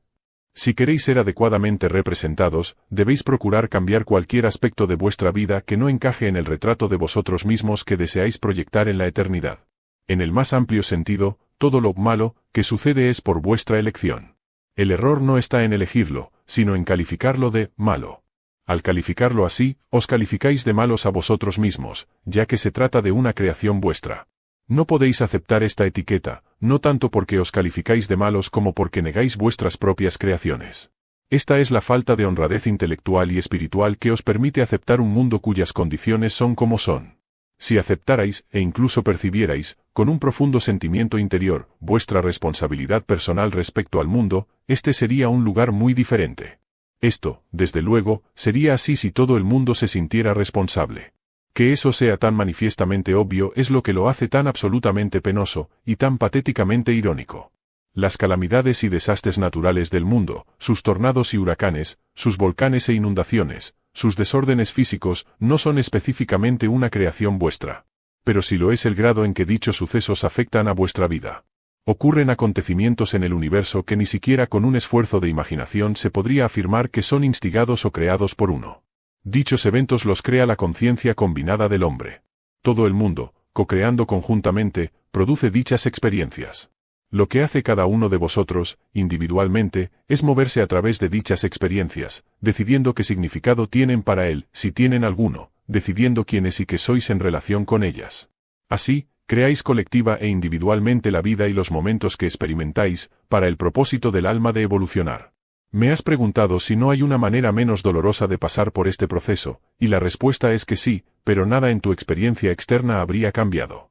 La manera de reducir el dolor que asocias con las experiencias y acontecimientos de la Tierra, tanto tuyos como de los demás, es cambiar el modo de percibirlos. No puedes cambiar el acontecimiento externo, puesto que ha sido creado por muchos de vosotros, y vuestras conciencias no se han desarrollado lo bastante como para alterar individualmente lo que ha sido creado colectivamente, de modo que debes cambiar la experiencia interna. Esta es la llave maestra de la vida. Nada es doloroso en y por sí mismo. El dolor es el resultado de un pensamiento equivocado. Es un error en el pensar. Un maestro puede hacer desaparecer el mayor dolor, de este modo, el maestro sana. El dolor resulta de un juicio que te has formado sobre algo. Elimina el juicio, y el dolor desaparecerá. A menudo, el juicio se basa en la experiencia previa. Vuestra idea sobre algo se deriva de una idea anterior sobre aquello. A su vez, vuestra idea anterior resulta de otra aún anterior a ella, y esta de otra, y así sucesivamente, hasta llegar, recorriendo todo el camino hacia atrás, como en la sala de los espejos, a lo que yo llamo el primer pensamiento. Todo pensamiento es creador, y ningún pensamiento es más poderoso que el pensamiento original. He ahí porque a veces se le llama también pecado original. El pecado original consiste en que vuestro primer pensamiento sobre algo sea un error. Este error se mezcla muchas veces con un segundo o tercer pensamiento. La tarea del Espíritu Santo consiste en inspiraros nuevos conocimientos que puedan liberaros de vuestros errores. ¿Estás diciendo que no debo sentirme mal al pensar en los niños que mueren de hambre en África, la violencia y la injusticia en América, o el terremoto que mata a centenares de personas en Brasil? En el mundo de Dios no existen los debo ni los no debo. Haz lo que quieras hacer. Haz aquello que constituya tu reflejo, aquello que te represente como una versión más magnífica de ti mismo. Si quieres sentirte mal, siéntete mal. Pero no juzgues ni condenes, puesto que no sabes por qué ocurren las cosas, ni con qué fin. Y recuerda esto, aquello que condenes te condenará, y un día serás aquello que juzgas. Trata, más bien, de cambiar o ayudar a quienes lo están cambiando, aquello que ha dejado de reflejar vuestro más alto sentido de quiénes sois. No obstante, bendícelo todo, pues todo es creación de Dios, a través de la vida, que constituye la más alta creación. ¿Podríamos detenernos aquí un instante para que pueda recobrar el aliento? ¿He oído bien? ¿Dices que en el mundo de Dios no existen los debo ni los no debo? Exacto. ¿Cómo puede ser? Si no existen en tu mundo, ¿dónde existirían entonces? ¿Qué dónde? Repito la pregunta. ¿Dónde existirían los debo y no debo, si no es en tu mundo? En vuestra imaginación. Sin embargo, quienes me enseñaron todo lo que se acerca de lo correcto y lo equivocado, lo que hay que hacer o dejar de hacer, lo que se debe o no se debe hacer, me dijeron que todas aquellas reglas se fundamentaban en ti, en Dios. Entonces, quienes te enseñaron estaban equivocados. Yo nunca he establecido qué es lo correcto o lo equivocado, que hay que hacer o que no hay que hacer. Obrar así equivaldría a despojaros completamente de vuestro mayor don, la posibilidad de hacer lo que os plazca y experimentar los resultados de ello, la oportunidad de crearos a vosotros mismos de nuevo a imagen y semejanza de quienes realmente sois, el espacio para producir una realidad de vosotros mismos cada vez mayor, basada en vuestra idea más magnífica de aquello de lo que sois capaces. Afirmar que algo, un pensamiento, palabra u obra, es equivocado, sería tanto como deciros que no lo pusierais en práctica. Deciros que no lo pusierais en práctica sería lo mismo que prohibíroslo. Prohibíroslo sería tanto como limitaros. Y limitaros equivaldría a negar la realidad de quienes realmente sois, así como la posibilidad de que creéis y experimentéis esa verdad. Hay quienes dicen que os he dado el libre albedrío, pero luego estos mismos afirman que, si no me obedecéis, os enviaré al infierno. ¿Qué clase de libre albedrío es ese? ¿No constituye eso una burla hacia Dios, negar todo tipo de relación auténtica entre nosotros? Bueno, aquí entramos en otro terreno del que también quería que habláramos, y es todo ese asunto del cielo y el infierno. Por lo que puedo deducir, no existe nada parecido al infierno. El infierno existe, pero no es como vosotros pensáis, y no lo habéis experimentado por las razones que te he dado. ¿Qué es el infierno? Es la experiencia del peor resultado posible de vuestras elecciones, decisiones y creaciones. Es la consecuencia natural de cualquier pensamiento que me niegue, o niegue quienes sois en relación a mí. Es el dolor que sufrís a causa de un pensamiento equivocado. Pero el término, pensamiento equivocado, tampoco es apropiado, ya que no existe nada que sea equivocado. El infierno es lo opuesto a la alegría. Es la insatisfacción. Es saber quiénes y qué sois, y fracasar a la hora de experimentarlo. Es ser menos. Eso es el infierno, y no hay ninguno mayor para vuestra alma. Pero el infierno no existe como ese lugar que habéis imaginado, donde os quemáis en un fuego eterno, o como una forma de tormento perpetuo. ¿Qué podría pretender yo con eso? Incluso si yo sostuviera la idea, extraordinariamente malvada, de que no os merecíais el cielo, ¿por qué habría de tener la necesidad de buscar algún tipo de venganza, o castigo, por vuestra falta? ¿No sería para mí mucho más sencillo simplemente deshacerme de vosotros? ¿Qué vengativa parte de mí necesitaría someteros a un sufrimiento eterno de un tipo y una intensidad más allá de cualquier descripción? Si me contestas que la necesidad de justicia, ¿no sería suficientemente justo la simple negación de la comunión conmigo en el cielo? ¿Hace falta también infligir un dolor sin fin? Te digo que después de la muerte no hay ninguna experiencia semejante a la que habéis elaborado en vuestras teologías, basadas en el temor. Pero si existe la experiencia del alma tan infeliz, tan incompleta, tan inferior al todo, tan separada de la inmensa alegría de Dios, que para vuestra alma eso sería el infierno. Pero deja que te diga que yo no os envío ahí, ni tampoco soy la causa de que esa experiencia os aflija. Sois vosotros mismos, quienes creáis esa experiencia, cada vez y en cada ocasión que alejáis vuestro yo de vuestro pensamiento más alto sobre vosotros. Sois vosotros mismos, quienes creáis la experiencia cada vez que rechazáis a vuestro yo, cada vez que negáis quiénes y qué sois realmente. Pero ni siquiera esta experiencia es eterna. No puede serlo, puesto que no forma parte de mi plan que permanezcáis separados de mí para siempre. En realidad, una cosa así es una imposibilidad. Para que algo así sucediera, no solo vosotros habríais de negar quiénes sois, también habría de hacerlo yo. Y eso no lo haré nunca. Y mientras uno de nosotros mantenga la verdad acerca de vosotros, dicha verdad prevalecerá finalmente. Pero si no hay infierno, ¿significa eso que puedo hacer lo que quiera, actuar como desee, realizar cualquier acción, sin temor a un castigo? ¿Necesitas el temor para poder ser, hacer y tener aquello que es intrínsecamente justo? ¿Necesitas sentirte amenazado para ser bueno? ¿Y qué es ser bueno? ¿Quién tiene la última palabra respecto a eso? ¿Quién establece las pautas? ¿Quién hace las normas? Déjame que te diga algo, cada uno de vosotros es quien hace sus propias normas. Cada uno de vosotros establece las pautas. Y cada uno de vosotros decide si lo que ha hecho es bueno, si lo que hace es bueno, ya que cada uno de vosotros es el único que ha decidido quién y qué es realmente, y quién quiere ser. Y cada uno de vosotros es el único que puede establecer si lo que hace es bueno. Ningún otro os juzgará nunca, ya que, ¿por qué, y cómo, podría Dios juzgar su propia creación y decir que es mala? Si yo quisiera que fuerais perfectos y obrarais siempre de manera perfecta, os habría dejado en el estado de total perfección del que procedéis. El fin último del proceso era que os descubrierais a vosotros mismos, que os crearais a vosotros mismos, tal como realmente sois, y como realmente deseáis ser. Pero no podíais serlo a menos que tuvierais también la posibilidad de ser otra cosa distinta. ¿Debo, entonces, castigaros por realizar una elección que yo mismo he puesto a vuestro alcance? Y si yo no quisiera que dispusierais de esa segunda posibilidad, ¿para qué habría de crear otra que no fuera la primera? Esta es la pregunta que debéis haceros antes de atribuirme el papel de un Dios que condena.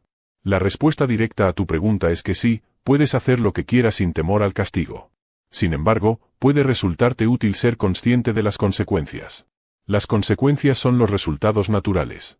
No tienen nada que ver con los castigos.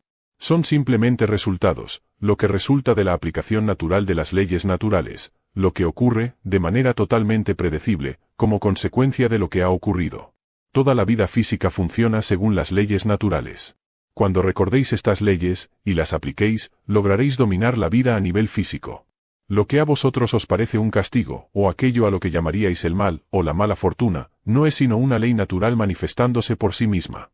Entonces, si conociera estas leyes, y las obedeciera, nunca más volvería a tener un momento de turbación.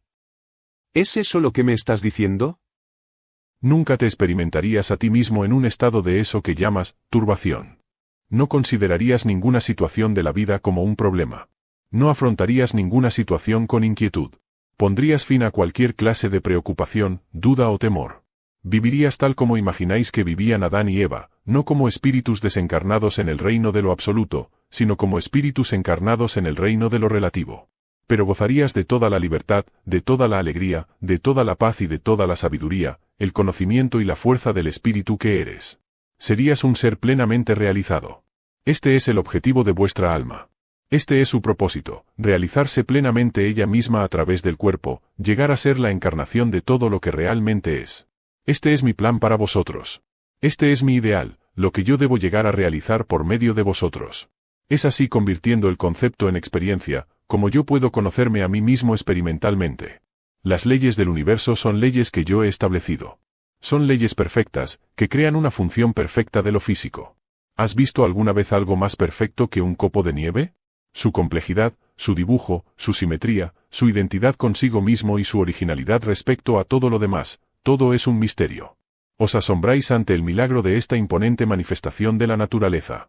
Pero si puedo hacer esto con un simple copo de nieve, ¿qué crees que puedo hacer, que he hecho, con el universo? Aunque vierais su simetría, la perfección de su diseño, desde el cuerpo más grande a la partícula más pequeña, no seríais capaces de mantener esa verdad en vuestra realidad. Ni siquiera ahora, que empezáis a vislumbrar algo de él, podéis imaginar o entender sus interrelaciones. Pero podéis saber que existen dichas interrelaciones, mucho más complejas y mucho más extraordinarias de lo que vuestra comprensión actual puede abarcar.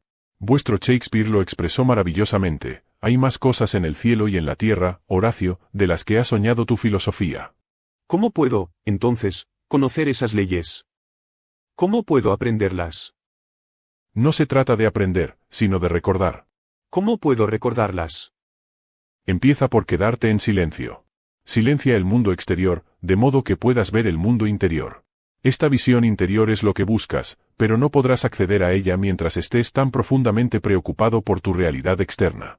Trata, pues, de mirar hacia adentro lo máximo que puedas. Cuando no miras hacia adentro, es que miras hacia afuera en la medida en que te ocupas del mundo exterior. Recuerda este axioma. Si no miras hacia adentro, es que miras hacia afuera. Ponlo en primera persona cuando te lo repitas a ti mismo, para hacerlo más personal. Si no miro hacia adentro es que miro hacia afuera. Has estado mirando hacia afuera durante toda tu vida. Pero no tienes, ni tuviste nunca, por qué hacerlo. No hay nada que no puedas ser, nada que no puedas hacer. No hay nada que no puedas tener. Eso suena como prometer la luna. ¿Y qué otra clase de promesa podría hacer Dios? ¿Me creerías si te prometiera menos? Durante miles de años, la gente se ha mostrado incrédula ante las promesas de Dios por la más extraordinaria de las razones: eran demasiado buenas para ser verdad. Así habéis elegido una promesa menor, un amor menor, ya que la más alta promesa de Dios proviene del más alto amor. Sin embargo, no podéis concebir un amor perfecto, y en consecuencia, una promesa perfecta resulta asimismo inconcebible. Como una persona perfecta. Así no podéis creer ni siquiera en vosotros mismos. No creer en alguna de estas cosas significa no creer en Dios, ya que la creencia en Dios genera la creencia en el mayor don de Dios, el amor incondicional, y en la mayor promesa de Dios, un potencial ilimitado. ¿Puedo interrumpirte un momento? Lamento interrumpir a Dios en medio del discurso, pero ya he oído hablar antes del potencial ilimitado, y este no cuadra con la experiencia humana. ¿Olvidas las dificultades con las que se encuentra el hombre común? ¿Y qué decir de los que nacen con limitaciones físicas o mentales? ¿Es ilimitado su potencial? Lo habéis escrito en vuestras propias escrituras, de muchas maneras y en muchos lugares. Dame una referencia. Mira lo que habéis escrito en el Génesis, capítulo 11, versículo 6, de vuestra Biblia. Dice, y dijo Yahvé, he aquí que todos son un solo pueblo con un mismo lenguaje, y este es el comienzo de su obra. Ahora nada de cuantos se propongan les será imposible. Sí. ¿Lo crees? Eso no responde a la pregunta sobre los débiles, los enfermos, los discapacitados, sobre aquellos que se ven limitados. ¿Piensas que no se ven limitados, como tú dices, por su propia elección? ¿Imaginas que el alma humana se encuentra con las pruebas que le plantea la vida, cualesquiera que éstas sean, por accidente? ¿Es eso lo que crees? ¿Quieres decir que el alma elige por adelantado qué clase de vida experimentará? No, eso frustraría el propósito del encuentro. El propósito es crear vuestra experiencia y, por lo tanto, crearos a vosotros mismos, en el glorioso momento de la hora. En consecuencia, no elegís la vida que experimentaréis por adelantado.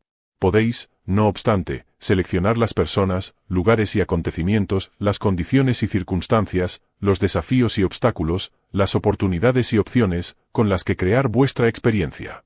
Podéis seleccionar los colores de vuestra paleta, las herramientas de vuestra caja, la maquinaria de vuestro taller. Lo que creéis con ello es asunto vuestro. Es el asunto de la vida. Vuestro potencial es ilimitado en todo lo que habéis elegido hacer. No supongas que un alma que se ha encarnado en un cuerpo al que llamáis limitado no ha alcanzado su pleno potencial, ya que no sabes qué es lo que esa alma está intentando hacer. No conoces su proyecto. No estás seguro de cuál es su intención. Bendice pues, a toda persona y condición, y da gracias. De este modo, afirmarás la perfección de la creación de Dios, y mostrarás vuestra fe en ella, puesto que en el mundo de Dios nada ocurre por accidente y no existe nada parecido a la casualidad. Ni tampoco el mundo está a merced de los avatares del azar, o de eso que llamáis destino. Si un copo de nieve es tan sumamente perfecto en su diseño, ¿no crees que puede decirse lo mismo de algo tan magnífico como vuestra vida? Pero el propio Jesús curaba a los enfermos. ¿Por qué habría de curarles si su condición era tan perfecta? Jesús no curaba a quienes curaba porque viera que su condición fuera imperfecta. Los curaba porque veía que sus almas pedían la curación como una parte de su proceso. Veía la perfección del proceso. Reconocía y entendía la intención del alma. Si Jesús hubiera pensado que toda enfermedad, mental o física, constituía una imperfección, no habría curado simplemente, y de una vez por todas, a todos los habitantes del planeta. ¿Acaso dudas de que pudiera hacerlo? No. Creo que podía hacerlo. Bien. Entonces la mente quiere saber, ¿por qué no lo hizo? ¿Por qué Cristo habría de decidir que unos sufrieran y otros se curaran? Y, en el mismo sentido, ¿por qué Dios permite cualquier sufrimiento en cualquier momento?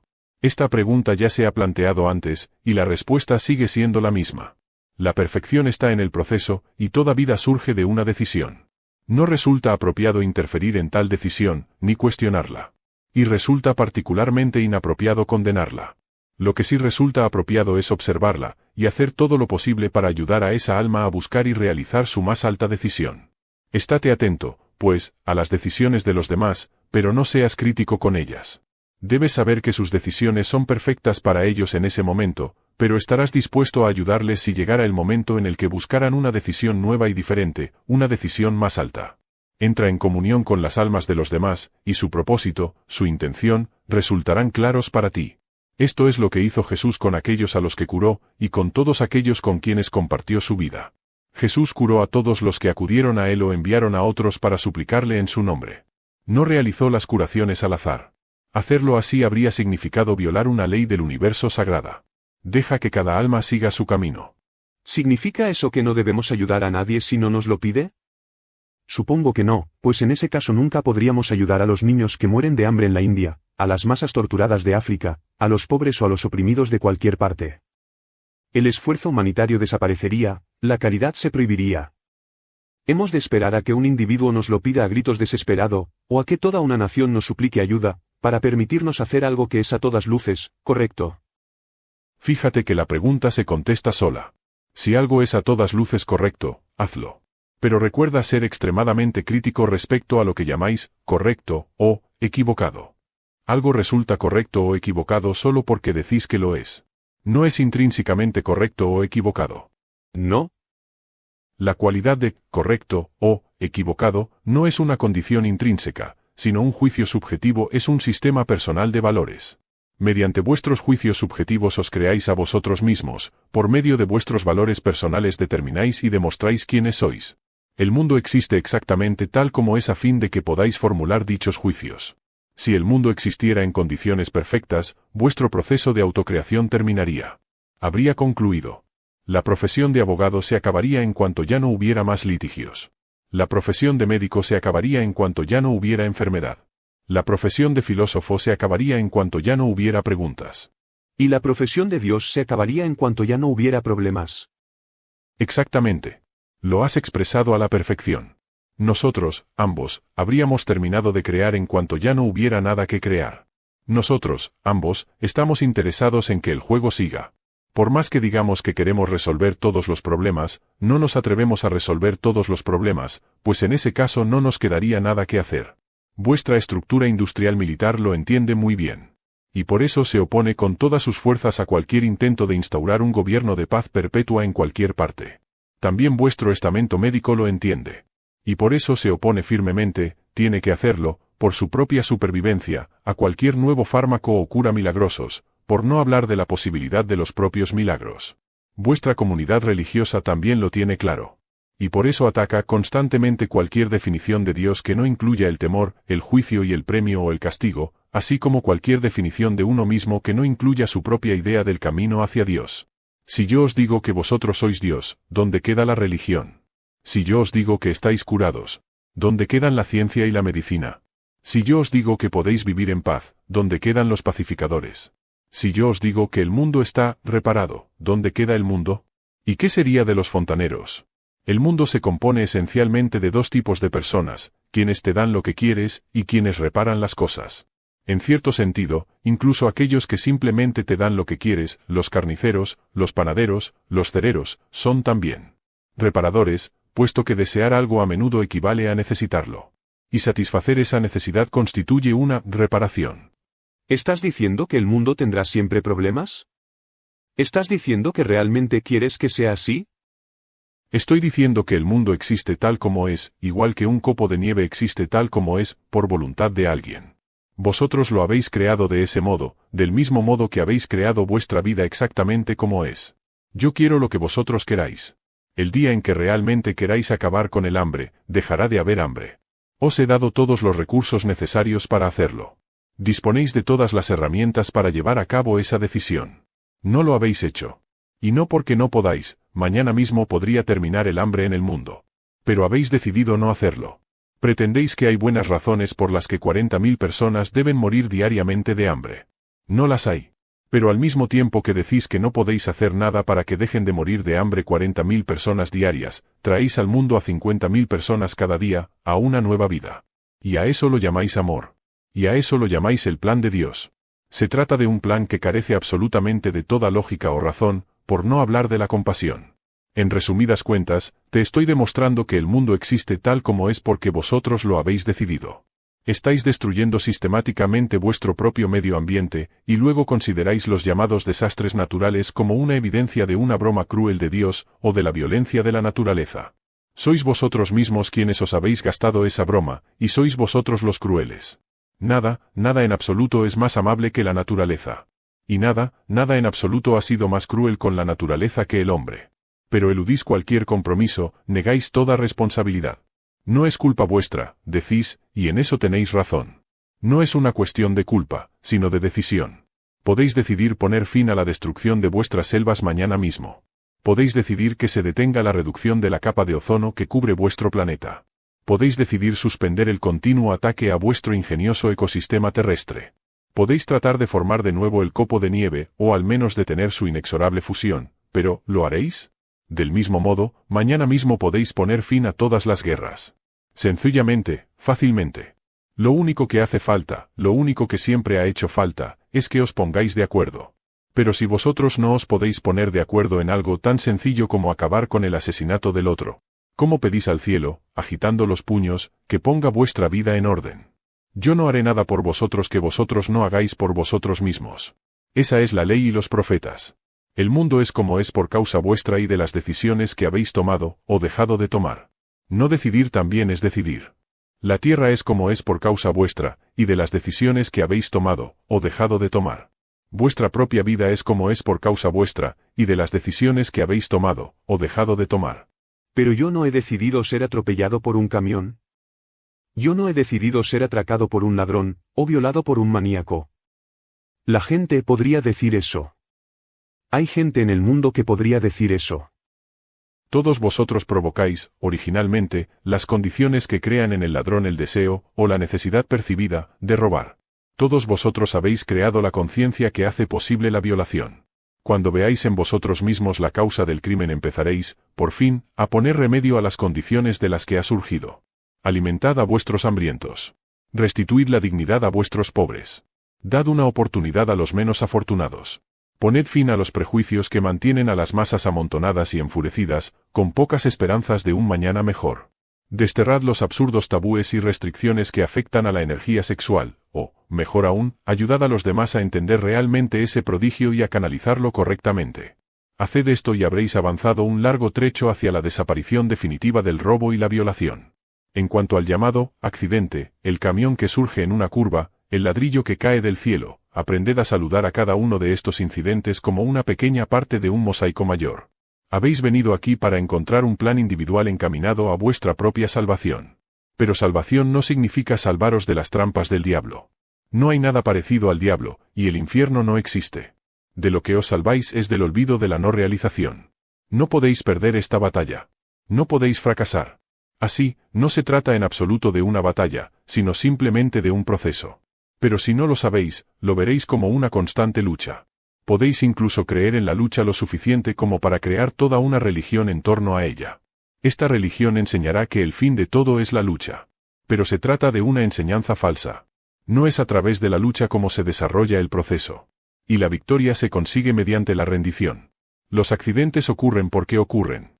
Ciertos elementos del proceso vital se han dado al mismo tiempo, de una cierta manera y en un determinado momento, con unos determinados resultados que decidís calificar de desafortunados por vuestras propias razones particulares. Pero es posible que, en relación al proyecto de vuestra alma, no lo sean en absoluto. Déjame que te diga algo, no hay ninguna coincidencia y nada sucede por accidente.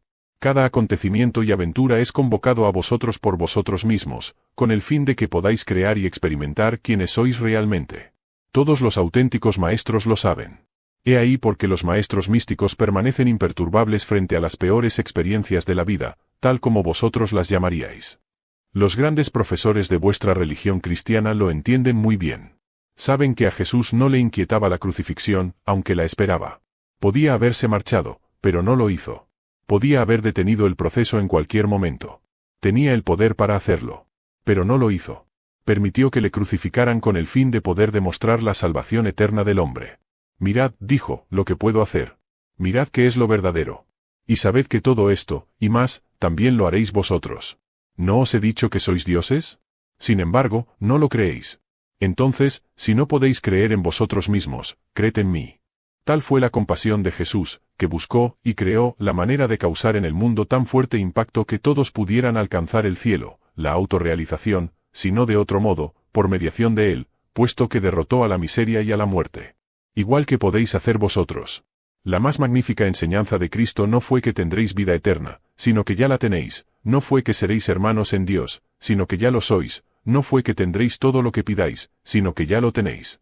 Lo único que hace falta es que lo sepáis ya que sois los creadores de vuestra realidad, y la vida no os puede descubrir otro camino que el que vosotros penséis.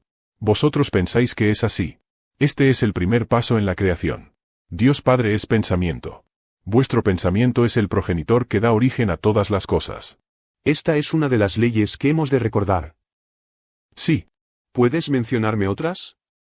Ya os las he mencionado. Os he hablado de todas ellas desde el principio de los tiempos. Os he hablado de ellas una y otra vez. Os he enviado a un maestro tras otro. Pero no escucháis a mis maestros, los matáis. Pero, ¿por qué? ¿Por qué matamos a los más santos de nosotros? ¿Los matamos o los deshonramos, que viene a ser lo mismo? ¿Por qué? Porque se alzan frente a cualquier pensamiento vuestro que me niegue. Y para negaros a vosotros mismos debéis negarme a mí. ¿Por qué querría negarte a ti, o negarme a mí? Porque tenéis miedo. Y porque mis promesas son demasiado buenas para ser verdad. Porque no podéis aceptar la más magnífica verdad. Y así debéis reduciros a vosotros mismos a una espiritualidad que enseña el temor, la dependencia y la intolerancia, en lugar del amor, el poder y la aceptación. Estáis llenos de temor, y vuestro mayor temor es que mi mayor promesa pueda ser la mayor mentira de la vida. Así creáis la mayor fantasía posible para defenderos de ello. Afirmáis que cualquier promesa que os otorgue el poder y os garantice el amor de Dios debe ser una falsa promesa del diablo. Dios nunca haría una promesa semejante, os decís a vosotros mismos. Solo el diablo, para tentaros, negando la verdadera identidad de Dios como el más terrible, justiciero, celoso, vengativo y castigador de todos los seres. Aunque esta descripción encaja mejor con la definición del diablo, si lo hubiera, habéis atribuido estos rasgos diabólicos a Dios con el fin de convenceros a vosotros mismos de que no habéis de aceptar las promesas divinas de vuestro Creador o las cualidades divinas del yo. Tal es el poder del temor. Estoy tratando de alejar de mí el temor. ¿Seguirás hablándome de más leyes? La primera ley es que podéis ser, hacer y tener cualquier cosa que seáis capaces de imaginar. La segunda ley es que atraéis sobre vosotros aquello que teméis. ¿Y eso por qué? La emoción es la fuerza que atrae. Aquello que más temas es lo que experimentarás. Un animal, que vosotros consideráis una forma inferior de vida, aunque los animales actúan con más integridad y mayor coherencia que los humanos, sabe inmediatamente si tienes miedo de él. Las plantas, a las que consideráis una forma de vida todavía inferior a los animales, responden a las personas que las aman mucho mejor que a aquellas a quienes les traen sin cuidado. Nada de esto ocurre por casualidad. No existe la casualidad en el universo, solo un magnífico diseño, un increíble copo de nieve. La emoción es energía en movimiento. Cuando se mueve energía, se crea un efecto. Si se mueve la energía suficiente, se crea materia. La materia es energía condensada, comprimida. Si se manipula la suficiente energía de una determinada manera, se obtiene materia. Todos los maestros entienden esta ley. Esta es la alquimia del universo. Este es el secreto de toda la vida. El pensamiento es energía pura. Cualquier pensamiento que tengáis, hayáis tenido o vayáis a tener es creador. La energía de vuestro pensamiento nunca muere. Nunca. Abandona vuestro ser y se dirige al universo, expandiéndose por siempre. Un pensamiento es para siempre. Todo pensamiento se coagula, todo pensamiento choca con otros pensamientos, entrecruzándose en un extraordinario laberinto de energía, formando una estructura en continuo cambio de indescriptible belleza e increíble complejidad. La energía atrae a la energía semejante, formando, por utilizar un término sencillo, grupos de energía del mismo tipo. Cuando un número suficiente de grupos similares se entrecruzan con otros, chocan con otros, entonces se adhieren unos a otros, por utilizar de nuevo un término sencillo. Se requiere la adhesión de una cantidad de energía de una magnitud inimaginable para formar la materia. Pero la materia se formará a partir de energía pura. En realidad, solo se puede formar de este modo. Una vez la energía se ha convertido en materia, sigue siendo materia durante mucho tiempo, a menos que su construcción se vea alterada por una forma de energía opuesta o distinta. Esta energía distinta, actuando sobre la materia, en realidad la desmembra, liberando la energía originaria de la que se compone. Esta es, en términos elementales, la teoría que subyace a vuestra bomba atómica. Einstein estuvo mucho más cerca que cualquier otro ser humano, anterior o posterior, de descubrir, explicar y utilizar el secreto creador del universo. Ahora entenderás mejor cómo la gente de mente semejante puede unir sus esfuerzos para crear una realidad favorable. La frase, donde quiera que dos o más se reúnan en mi nombre, adquiere así un sentido mucho mayor. Por supuesto, cuando sociedades enteras piensan de una determinada manera, ocurren muy a menudo cosas asombrosas, no todas necesariamente deseables. Por ejemplo, una sociedad que viva en el temor, muy a menudo, realmente, inevitablemente, produce aquello que más teme. Del mismo modo, grandes comunidades o congregaciones con frecuencia encuentran el poder de producir milagros en su pensamiento combinado, o lo que algunos llaman la oración común. Y debe quedar claro que incluso los individuos, si su pensamiento, oración, esperanza, deseo, sueño, temor, es extraordinariamente fuerte, pueden, en y por sí mismos, producir tales resultados. Jesús lo hizo regularmente. Él sabía cómo manipular la energía y la materia, cómo reorganizarla, cómo redistribuirla, cómo controlarla totalmente. Muchos maestros lo han sabido. Muchos lo saben. Tú puedes saberlo. Ahora mismo. Esta es la ciencia del bien y del mal de la que participaron Adán y Eva. En tanto no supieron esto, no podía existir la vida tal como la conocéis. Adán y Eva, los nombres míticos con los que habéis representado al primer hombre y la primera mujer, fueron el padre y la madre de la experiencia humana. Lo que se ha descrito como la caída de Adán fue en realidad su elevación, el mayor acontecimiento en la historia de la humanidad, ya que, sin él, el mundo de la relatividad no existiría. El acto de Adán y Eva no fue el pecado original, sino, en realidad, la primera bendición. Debes agradecérselo desde el fondo de tu corazón, puesto que, al ser los primeros que tomaron una decisión equivocada, Adán y Eva produjeron la posibilidad de tomar cualquier tipo de decisión. En vuestra mitología, habéis hecho de Eva una mujer mala, la tentadora que comió del fruto, la ciencia del bien y del mal, y que tímidamente invitó a Adán a unirse a ella. Esta base mitológica os ha permitido considerar, desde entonces, a la mujer como la caída del hombre, resultando de ello todo tipo de realidades pervertidas, por no hablar de los criterios distorsionados y confusiones relativas al sexo. ¿Cómo os parece tan bien algo que es tan malo? Lo que más teméis es lo que más os atormentará. El temor lo atraerá hacia vosotros como un imán.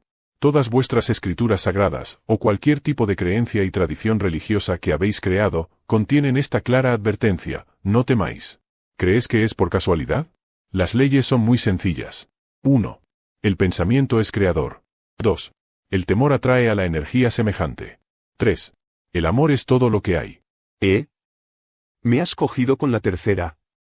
¿Cómo puede ser el amor todo lo que hay si el temor atrae a la energía semejante? El amor es la realidad última. Es lo único. Lo es todo.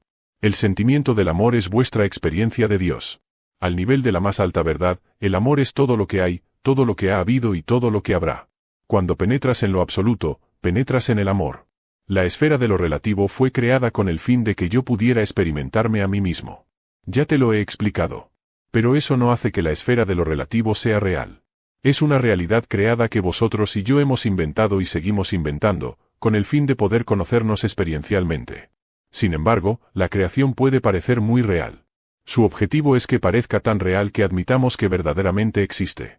De este modo, Dios ha logrado crear algo distinto de sí mismo, aunque estrictamente eso es imposible, puesto que Dios es, yo soy, todo lo que existe. Al crear algo distinto, a saber, la esfera de lo relativo, he producido un medio en el que vosotros podéis decidir ser Dios, en lugar de deciros simplemente que sois Dios, en el que podéis experimentar la divinidad como un acto de creación, más que como un concepto, en el que la pequeña vela en el sol, la pequeña alma, puede conocerse a sí misma como luz. El temor es el otro extremo del amor. Es la polaridad primordial. Al crear la esfera de lo relativo, en primer lugar creé lo opuesto a mí mismo. Ahora bien, en la esfera en la que vivís en el plano físico hay únicamente dos lugares del ser, el temor y el amor. Los pensamientos arraigados en el temor producirán un tipo de manifestación en el plano físico, los pensamientos arraigados en el amor producirán otro.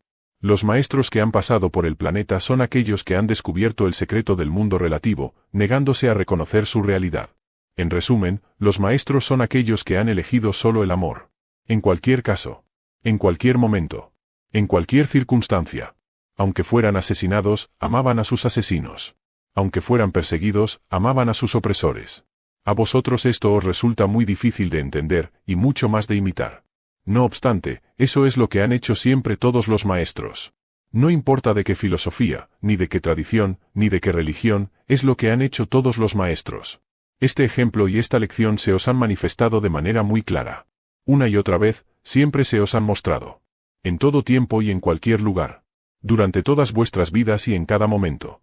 El universo se las ha ingeniado para poner esta verdad delante de vosotros. En canciones y relatos, en poemas y bailes, en palabras y en movimientos, en imágenes en movimiento, que vosotros llamáis películas, y en colecciones de palabras, que vosotros llamáis libros. Su grito se ha oído desde la más alta montaña, su rumor se ha escuchado en el lugar más recóndito.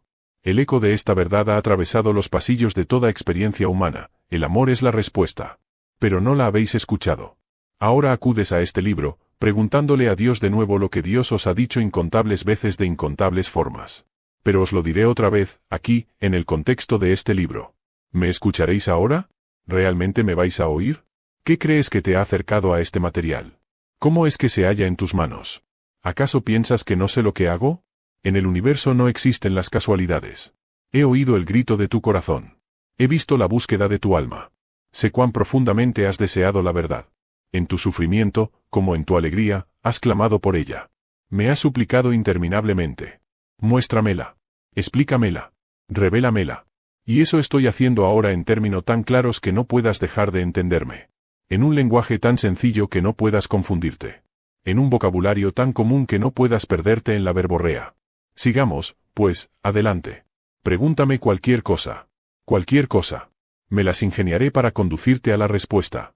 Utilizaré al universo entero para hacerlo. Estate, pues, atento. Este libro está lejos de ser mi única herramienta. Formula una pregunta, luego deja este libro. Más observa. Escucha. Las palabras de la próxima canción que oigas. La información del siguiente artículo que leas. El argumento de la siguiente película que vayas a ver. Las palabras que cruces casualmente con la próxima persona que te encuentres. O el murmullo del próximo río, el próximo océano, la próxima brisa que acaricie tu oído. Todos estos recursos son míos, todos estos caminos están abiertos para mí. Te hablaré si me escuchas. Vendré a ti si me invitas. Te mostraré entonces que siempre he estado ahí. En todas partes. Continúa en la segunda parte de 4 del primer libro de Conversaciones con Dios.